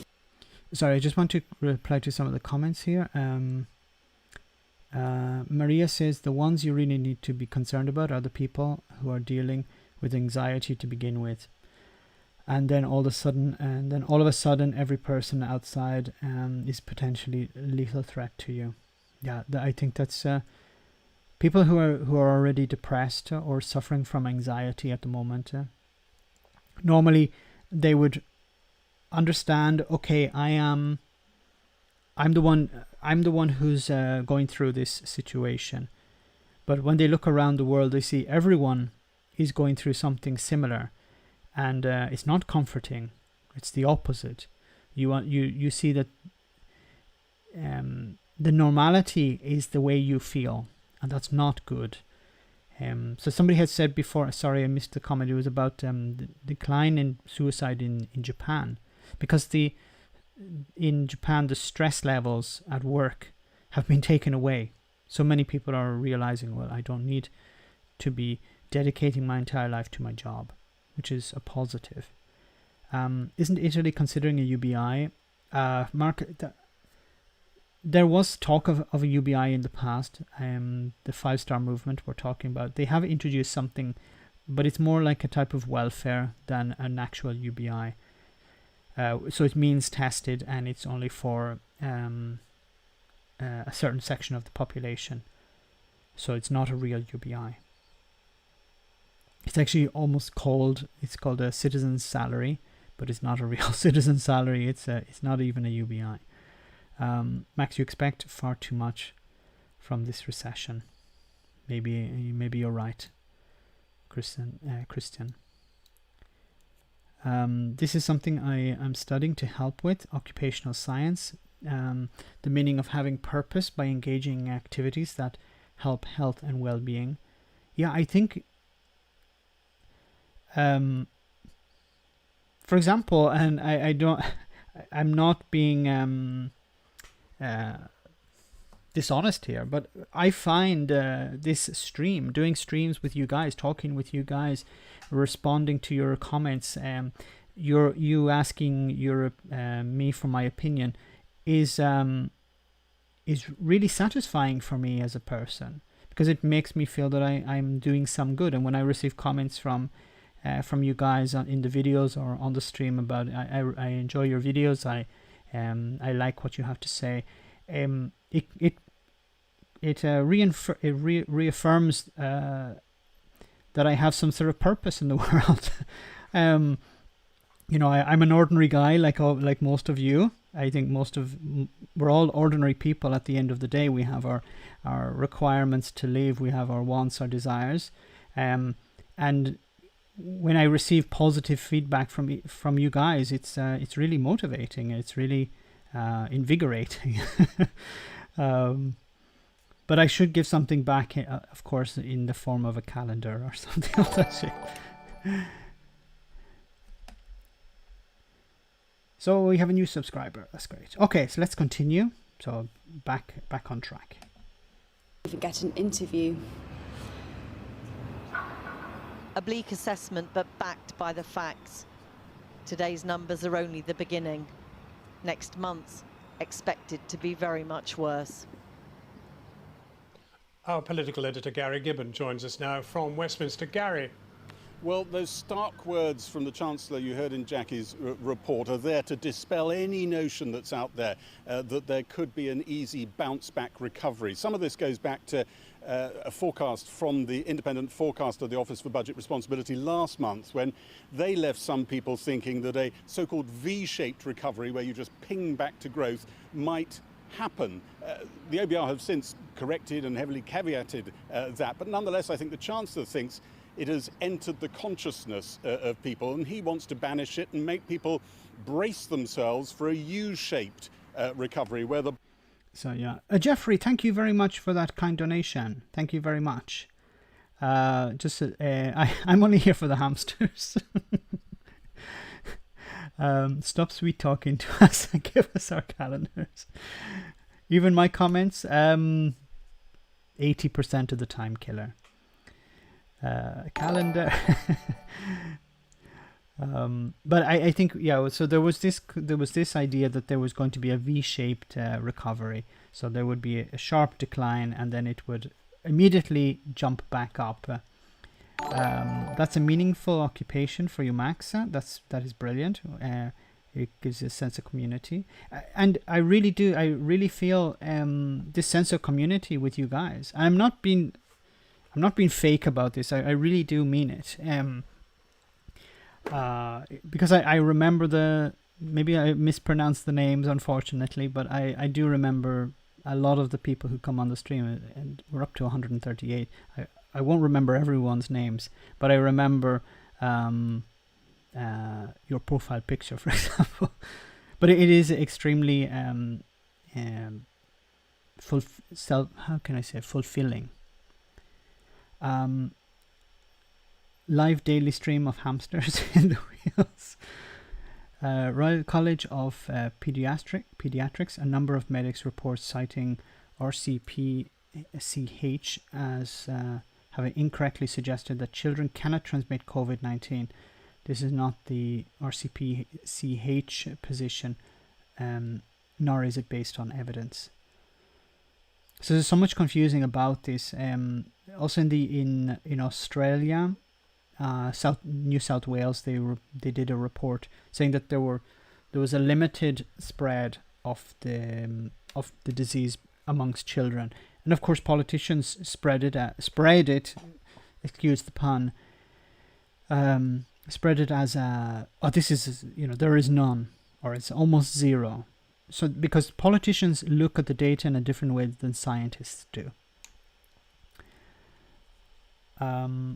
Thank you so much for your channel. You and Phil Morehouse are really good at this. We need sensible dialogue in these troubled times. Thank you very much, Jeffrey. Thank you again for your donation. Phil is an amazing YouTuber. He has a very good way of presenting information he's a very calm and a relaxed way, and it's pleasurable to listen to Phil. Okay, so but again about these the recovery, I think it's true. The recovery is probably going to be a U-shaped recovery, or probably some sort of contorted U, because it's not going to be you can't see my hand, but it's not going to be a proper U, but it's going to be a gradual recovery. The bottom of that U really could be quite long and severe, and he's doing that in part because he's Chancellor. He wants to look like he knew this thing was coming if it turns up. That gives credibility to any policy options he comes up with. I think he thinks that it has entered the consciousness of some Tory MPs that a ping-back recovery is a real distinct possibility, and he thinks he needs to dispel that to make sure that they engage with some of the serious policy options, and grim ones probably from their perspective, that they might have to, like tax rises. And I think he thinks also that out there in the wider public, maybe this sense that they have a very, very good grip, I think people in the Treasury say, the public, of the risk of COVID-19, maybe not such a good grip of the risks of the economic threat that we are facing. And I think he doesn't want exactly to get sort of parity of fear there, but he wants to tilt the scales a little bit. Gary Gibbon. Well, a short while ago, I spoke to the former Conservative leader and ex-Work and Pensions Secretary, Sir Ian Duncan-Smith. I'm going to vomit. Ian Duncan-Smith. Why is Ian Duncan-Smith always brought on TV? I don't know whether we should listen to Ian Duncan-Smith. Sorry for that outrage. I don't know who I hate more, Mike Graham or Ian Duncan-Smith. So I'll just read some of your comments again. If the spread amongst children is more limited, it's safer to open schools than it would be to open movie theatres. Then it comes to the number or. Do people at your I think it's, again, we have to be careful about the or number, because there is a fear that the or number is not correct, and we're using a wrong barometer to actually calculate the actual or number. So the or number could actually be at 2 or 3, but the government are talking about how it's at below 1. But to get the or number, you need to have sufficient testing, and there isn't sufficient testing. Do people at your local pub know that you're YouTube celebrity? No, that they don't. You have to imagine this little town. I don't know if you saw the video I uploaded some time ago, Anthony, of my village. A lot of the people probably wouldn't even know what YouTube is, never mind what a YouTube celebrity is. More like an L-shaped recovery. Yes. After the Spanish flu, the world went into 10 years of growth with the roaring 20s. So some economies grew 42%. That's interesting. So, but I think there wasn't globalization at the time. So I think globalization could be a bit of a problem for that. But it could be the case that we could see a huge boost. It's difficult to predict it, but I think there is another factor, and it's the jobs that are being lost through AI and automation and robotics. So you didn't have that issue back in the 1920s. But then after the 1920s, we had another issue. If consumer confidence returns and COVID is controlled in 1 year, economies will bounce back. This is an artificial recession. If people had savings, a V-shaped recovery would be possible, especially if they trust their government. Sadly, they're discouraged from saving money and encouraged to spend or invest. Yes, so without having sufficient savings, it's very difficult to recover from a recession. Abort. No, I missed that part. Yes, so let's watch Ian Duncan-Smith as he is real and a threat. We all know about it. It's full of nonsense. Okay, we have to pull this tooth.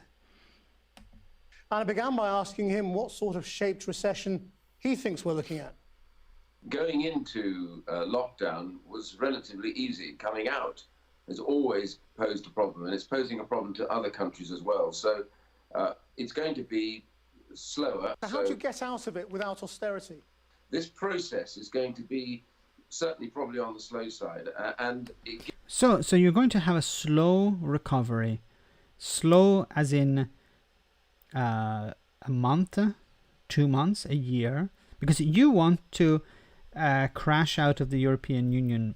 Like, you want to leave the transition period without a deal. You're one of these Brexiteers that wants to leave without a deal.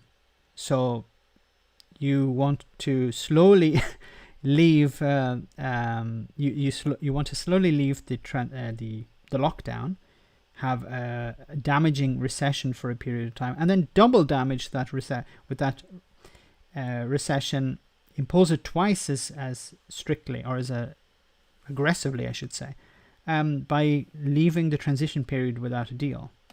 given that, it means therefore we must treat the debt, I think, like we treat wartime debt. We are very much in that area. Significant amount of debt needs to be looked at in the longer term. The most important thing is to get the economy moving, and that may require counterfactual kind of ways of doing it, such as coming out rather than trying to claw money back. You're looking to actually cut regulations, cut taxes on business. Cut regulations and cut taxes. That's going to increase the exchequer. This is, once again, austerity. This is the Brexiteer mentality. Cut regulations and cut taxes. But you should be focusing on increasing taxes on people who can pay and reducing taxes on people who can't pay. Wouldn't that be a fair society? No, you don't want a fair society.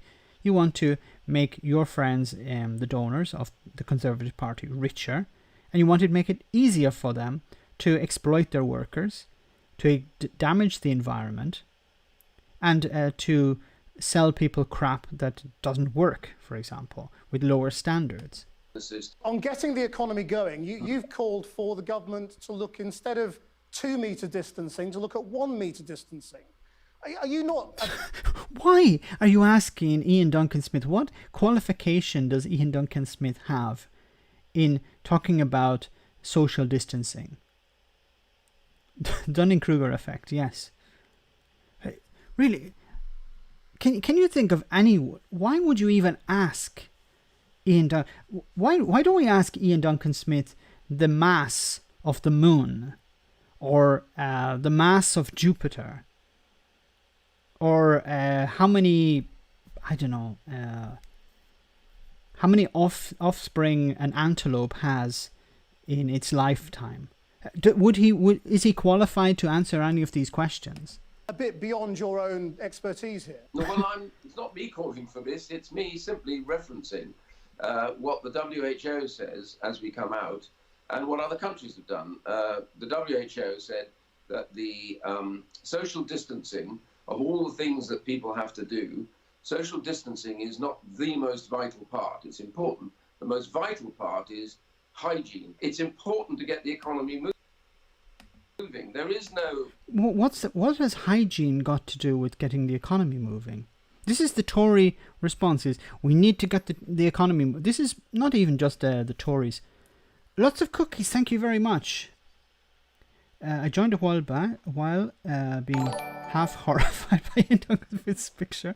Max, I don't always agree with you, but I am more of a center type of guy. But we should replace the default picture with Freddie Mercury. Objections. I promise I won't impose this upon you for too much longer, I promise. Thank you very much for that kind donation. I want to turn. They want to turn this into a U.S. style state. I really feel that's the problem. Is that there is this. The mantra is reduce regulations. Regulations are the problem. No, regulations are not the problem. There are people, as I pointed out in one of the videos yesterday, about how. Maybe it dropped today, sorry. About how there are people who, for example, the owner of the Daily Mail, who's not paying all of his taxes. Why is he not paying his taxes? Why are people allowed to have offshore bank accounts? Why are they allowed to have be non-dom? So they're allowed to have addresses in other countries. Why is that possible? If any of you guys in the UK, or if I here in Italy, if I don't pay my taxes, I'm in serious trouble.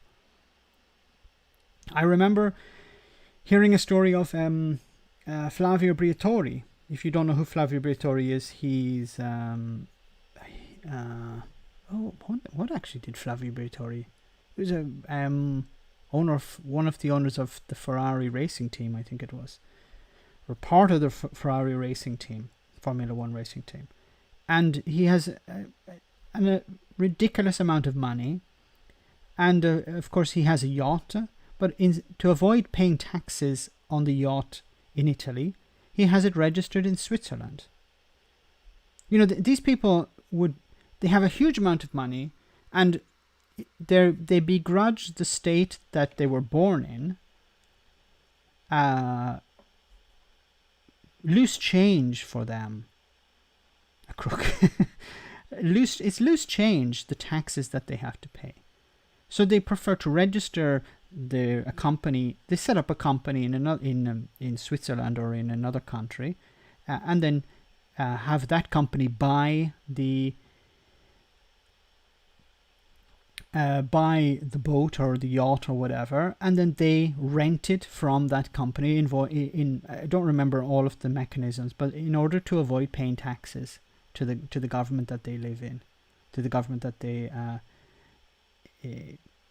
allegedly care about, the country that they allegedly care about. Sorry, not the government. They don't care about the government, but they pretend to care about the country. And Ian Duncan Smith is talking, supporting the very same people. He's an F1 agent, sorry. Thanks, Robot Tom. I've turned my dinner tray over twice this year listening to this irritating Channel 4 news presenter take him away. Sorry, Anthony C. I will be very quick. We won't listen to Ian Duncan Smith for too long, I promise. Idea that somehow it doesn't matter. The longer we stay in lockdown, the more companies will go bankrupt. The more companies go bankrupt, the more people fall onto unemployment benefit. And if they're on unemployment benefit, then they're not going to be able to afford quite a lot of the things that they do. Governments will rack up even more. And why can they not afford many things? Could it be because the government didn't give them sufficient unemployment benefit? And who would have decided to implement a policy that wouldn't allow people to have enough money to live? I wonder, could we find a name for the person who started, this universal credit? Is there, I don't know, can anyone in the chat think of the name of the guy? I think he was a bald guy. I think he had a triple barred name. I think there was an Ian something. He started this universal credit system that forced people to wait up to 5 weeks to get their money. And then in many cases they would live on something like £90 a week, or less than £90 a week. But I can't remember his name. It's quite revolutionary, for you to accept that we take on a large amount of debt, as if it's a massive wartime type situation in order to protect the country and avoid austerity. There is no real reason to either rush it or for any businesses to go bust. The government could support every one of them. No. There is a limit to all of this. You can't just go on the idea that there is some vast pot of money you just keep borrowing, because people who lend money, the sovereign funds, etc., are going to ask the question about, is the UK serious about trying to get its economy? The whole world's in the same boat. No, well, other countries are already moving out. And so the problem is, if the UK doesn't do that, then the UK becomes a country that people lose faith in. And that means, therefore, the cost of borrowing rises dramatically. Sir Ian Duncan Smith, thank you very much. Pleasure. He's off to the toilet now. What was the point in bringing Ian Duncan Smith on? Ian Duncan Smith is rolled out often just to talk crap so that the government don't have to take responsibility for him. for anything he says. He'll present the government line, but without actually being officially a government spokesman. It's a way of, how do you say, plausible deniability. Well, Ian Duncan Smith said it, but he's not a minister. So he can say what the government truly believes or wants to do. But the government will always say, well, he's not a minister. He's not speaking on an official, in an official way. Are you thinking of Ian Duncan Smith? Yes. Well, joining me now from Florida is the former member of the Bank of England's Monetary Policy Committee, David Blanchflower. This is a radically different sounding approach to what the Conservative Party did after two. Sorry, guys. I see your comments are. I was attempting a very bad attempt at sarcasm when I was talking about Ian Duncan Smith before. 2008, where they're now talking about long-term debt, or some of them are. Do you believe it, and can it be done? Well, I certainly believe that they have moved in that direction. I believe that they should do that. And I think the analogy is a perfectly sensible one. Think of it as a war. If you were invaded, what would you do? And what you'd do is you'd have to respond in every way you can to these poor folks that you just played and talked about. The unemployment rate is going to go through the roof, and this is going to take a long time to recover from. And we just don't know what responses people are going to make. The behavioral responses of people to this pandemic is the really unknown thing. And the likelihood is it won't even be a V. I think it's more likely. I won't even think it'll be a U. It'll probably be an L. So think of that straight down and very slowly out. So well said to Christian. Well, Christian is on the same wavelength as the ex-governor of the Bank of England. So an L-shaped recovery. So it's going to be a number of years before we're going to start to see a real recovery. Because so much damage has been done, it's going to take a long time. And we can't just reopen. If we could just reopen, if the virus disappeared tomorrow, then you could somewhat see a complete reopening of the economy. But it won't.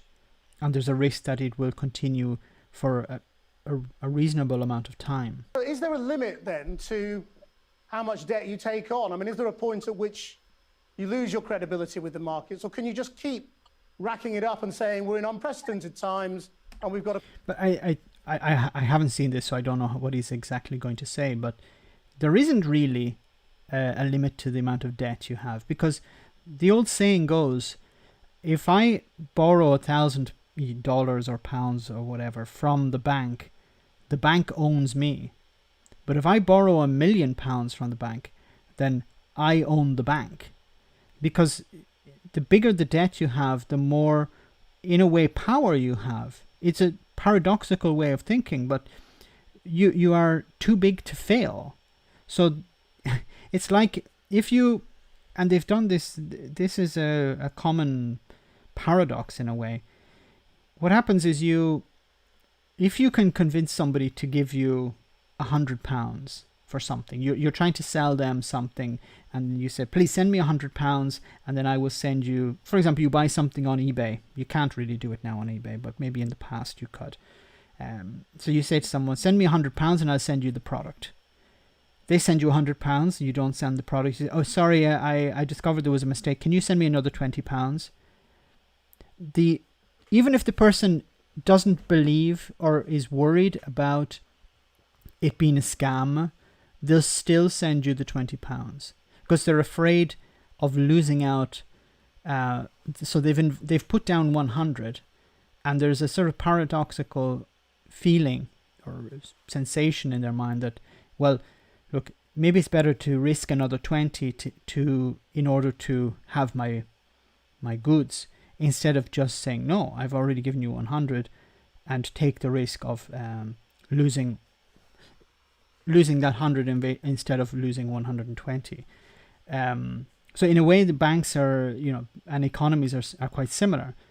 The United States, for example, has a huge amount of debt, but it's not at risk of failing on that debt, because it would mean that other countries would have to fail too, and they would prefer to prop that up. Now, is it something that can exist for all of time, I don't know. But I think there is this idea that it's too big to fail, so that's why it will be always propped up. To pay for it. I think the answer is yes. I think that's what you have to do. I think that's exactly what you have to do at the beginning. I mean, the analogy is the ship goes down, the people are in the water, you throw everything you possibly can to get them out of the water. That's where we are. There's a huge deflationary shock.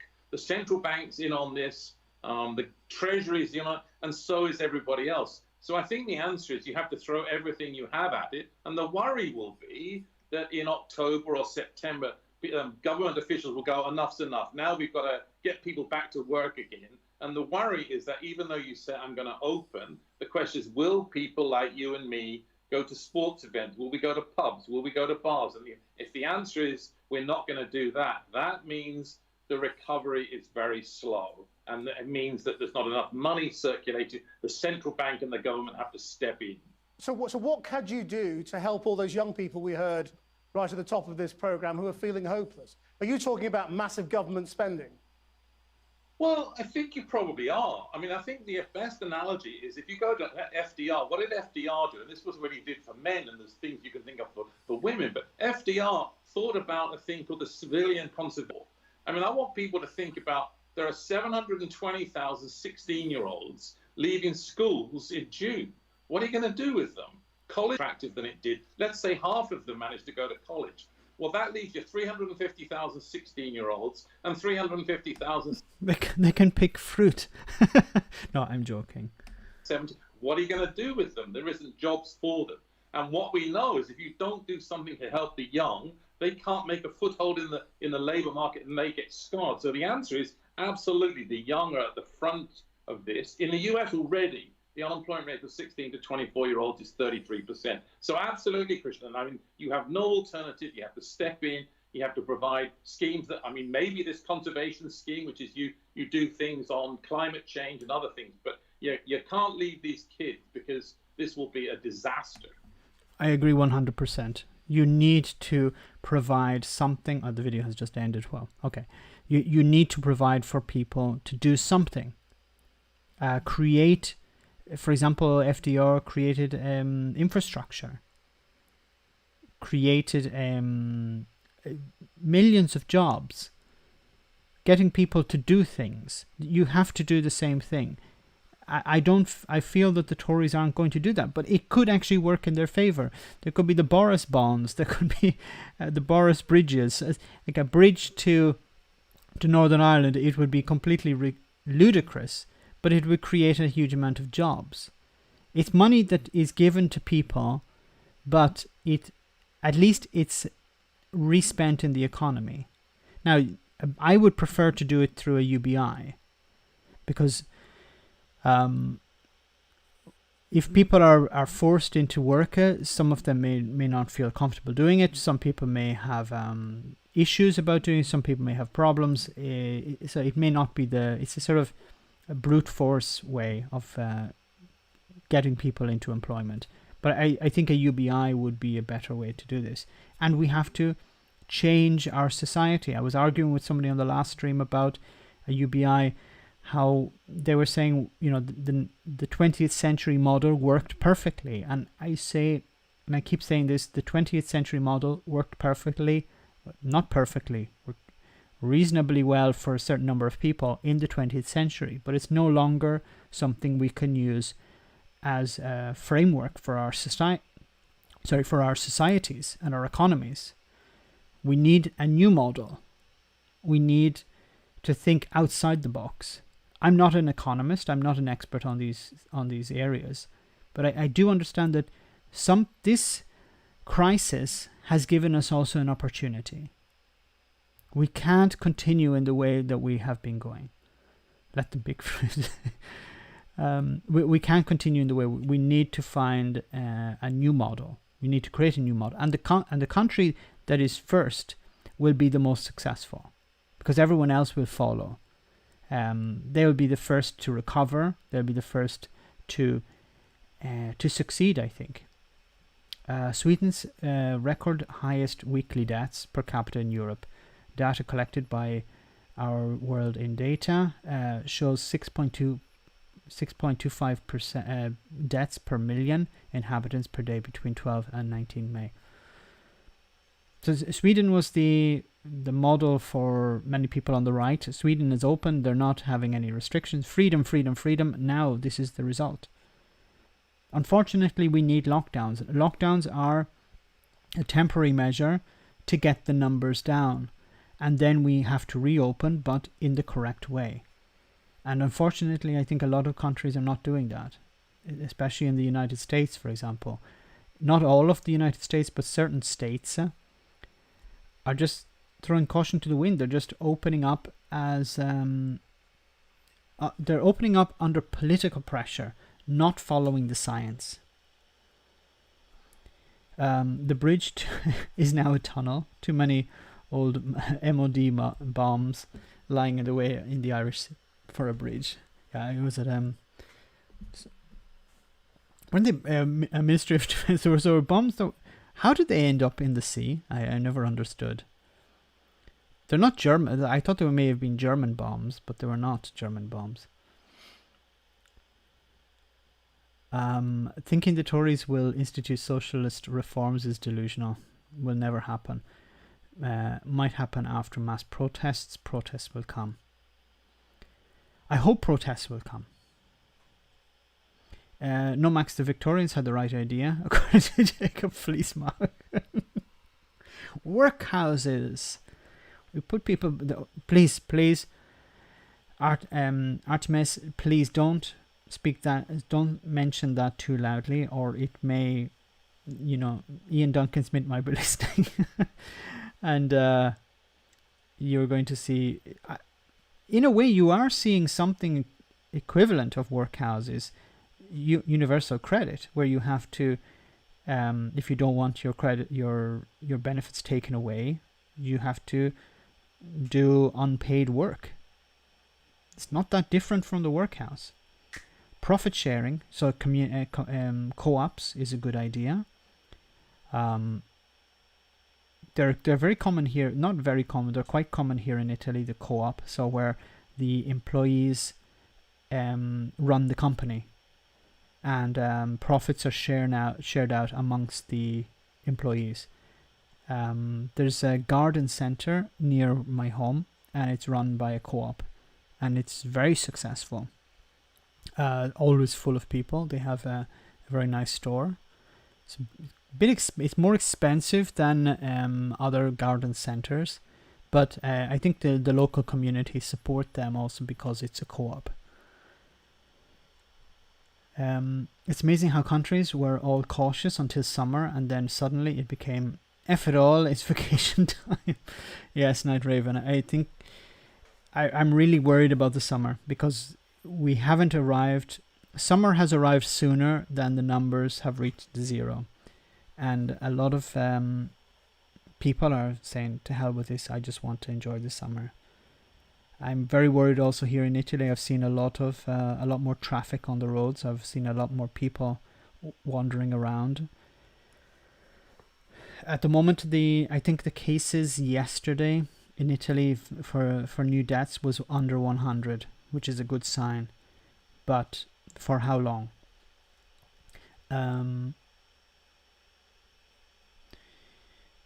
Work experience and on-the-job training and universal credit are being rolled out.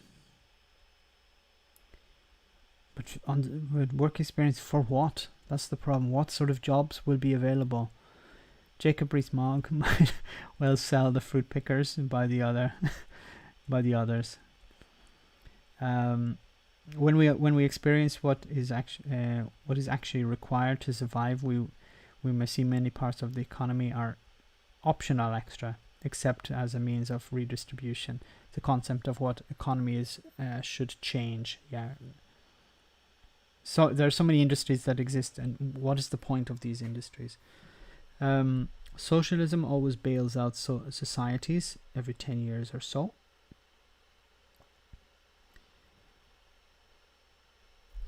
Okay, I just wanted to go back to some updates on the Guardian, because there was some news. Let me see.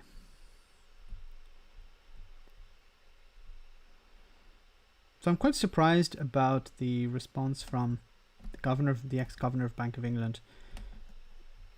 To hell with debt. We need to create jobs for people.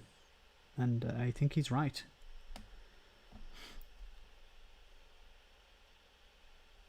I think politics is going to change also over the next... Why is this not loading? Just a moment. It was bombs from the British Army, Air Force and Navy, and lots of aircraft cockpit dials were dumped into the sea in Scotland. It made it almost radioactive sea, the most radioactive sea in the world. I remember Sellafield was an issue, but I didn't know it was...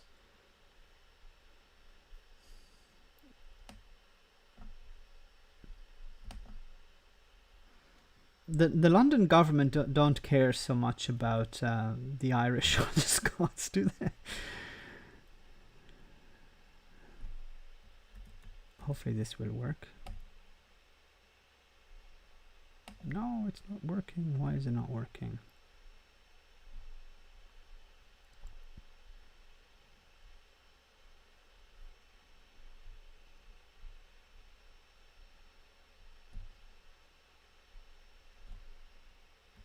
We can look at maybe at the glance browser. No, it's not working. I need to calendar. Let me try again.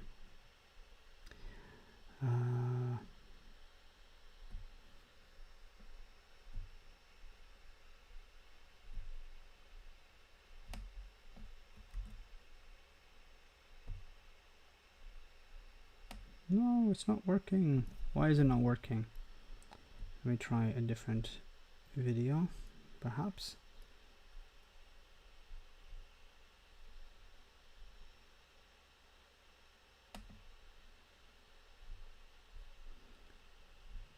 Maybe we can listen to my old friend from earlier. I think it's deeply worrying that someone of the status of O'Leary says this type of clearly racist statement, but at the same time, he said a lot of these types of things before. He talked a few years ago about how Britain has to lean back over backwards for Muslims. He has this type of tendency to say... No, that didn't work. Okay. I'll just read your comments. There's a problem with my software, and also I'm close to the end of the stream, so I'll just read your comments as you're very kind for your patience. A problem with my software tonight, so apologies. I read that 50% of the people who make 40,000 or less in the US have filed for unemployment, and many of these jobs aren't gone as temp layoffs, but really for good. This will need a long-term fix, the Blue Penguin. So, yeah, I think a lot of how are these people going to survive? $40,000 or less. That would have been considered, a very good job until recently, and these people have lost everything. And these are jobs not coming back. Macron and Merkel negotiating on printing euro. Trump already printing US dollars. The rest follows. I think it's slightly different with what's happening. It's half a trillion euros, so it's different from the 3 trillion in the US. But it could be a concern about printing a lot of money. Support for my favorite fish and chip Hook, which started in a fish stall in Dublin 2011, as well as fish and chips. Hook offers calamari hot rings, fish tacos, and salted caramel pretzel pie. Salted caramel pretzel pie. Here in Italy, they had salt ice cream. I don't know if you've ever had salted ice cream. Very strange. It's actually quite interesting, quite an interesting taste. First live stream being an interesting listen. Thank you very much, Freshwater Spaceman. Fantastic names tonight. Freshwater Spaceman. Apologies towards the end. We've lost the video and the articles. I wanted to show you one more article, but unfortunately it's not working tonight. So the hamsters are working overtime, but there's some gremlins in the machine.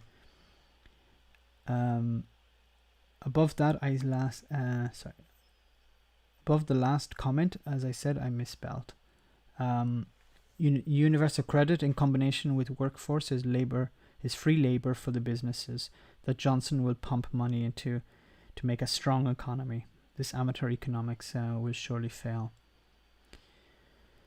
Yeah, because you're putting money into the hands of people who already have money, and what will they do? They will hoard that money, and you're not handing money over to the people who need it. You're creating a new type of peasantry, a new type of slavery. And I don't know how long people will tolerate that. Some people will tolerate it because of ridiculous politics. You know, the Tories told us, I voted Tory. I always vote Tory. The Tories told me I should be happy that I have a job, even if I'm not getting paid anything, because of politics. Because Labour would have destroyed the economy and we wouldn't have any jobs. At least I have a job, even though I'm not getting paid anything. That's the sort of attitude that people would have. $1 trillion is a lot of dollars, while UK trillion, there'll be more zeros. The Yanks are counting wrong. Do you think PMQs will be another bloodbath tomorrow? I think it will. If Boris turns up, he has. Could you read the article, Max? No, I couldn't read. Something was. I could read it on my browser, but the software I'm using for the stream wouldn't show it, so I couldn't show it, unfortunately. I think the software has run its course for today, so I'll stay another 5 minutes on the stream, and then I'll have to end it anyway. But so I'll be more intimate with you guys. I'll just read your comments. Exactly, Max, and this is what socialists advocated for in Hungary before. It's insane. It's going to create a lot of angry people, I think. You're going to see perhaps a revolution. Death, slavery, workhouse, prison labor, fun times ahead. See, it depends on the British people. Will the British people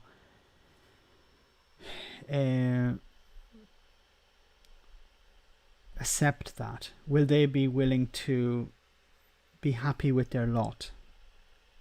Will they rise up? Will they rebel? I don't know.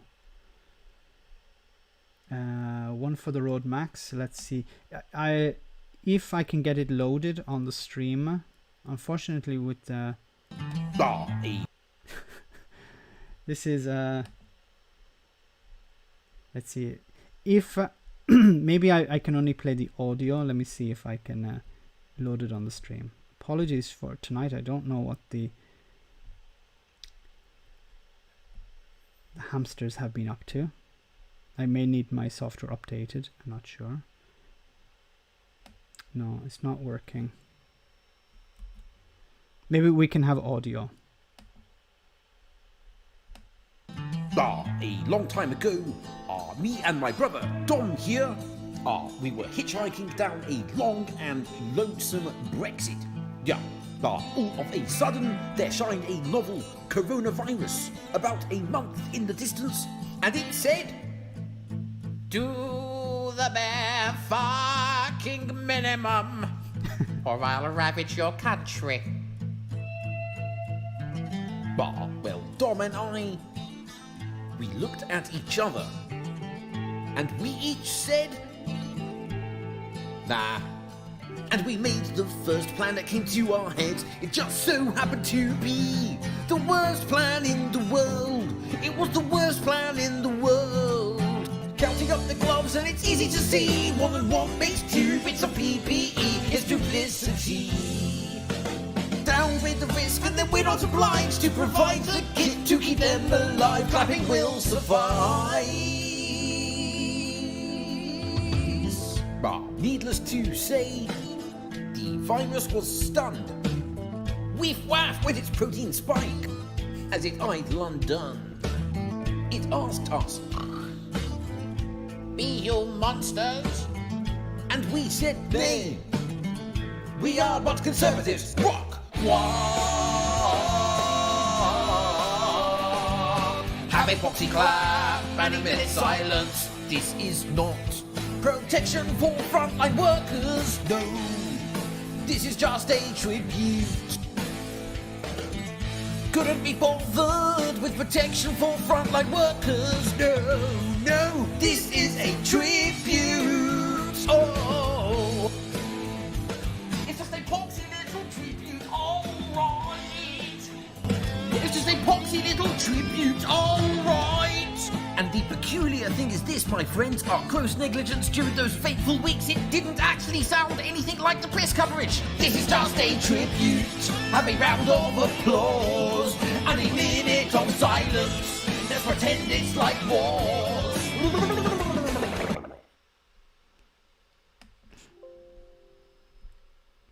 Fantastic. Apologies that you weren't able to see that. I wasn't able to see it either. There's a problem with the hamsters tonight. Okay, so we're on the 2 hour 30 for the stream. So it's great to have everyone on the stream tonight. Thank you very much for all of your kind comments, for all of your suggestions. Thanks to everyone who sent a super chat and a donation. Greatly appreciated. Thanks to all of you. Thanks for your questions. It was a pleasure to do the stream once again, and we were up to over 130 tonight. That's fantastic. So guys, thanks again. Have a great night. I'll see you again soon. So we should have, hamsters permitting, we'll have another stream on Friday night at the same time, same bat time, same bat channel. But stay away from bats, especially fresh ones. So have a great night, guys. See you soon. Stay safe and enjoy the rest of your evening or night or day or whatever part of the world you're in. Take it easy, guys. Good night.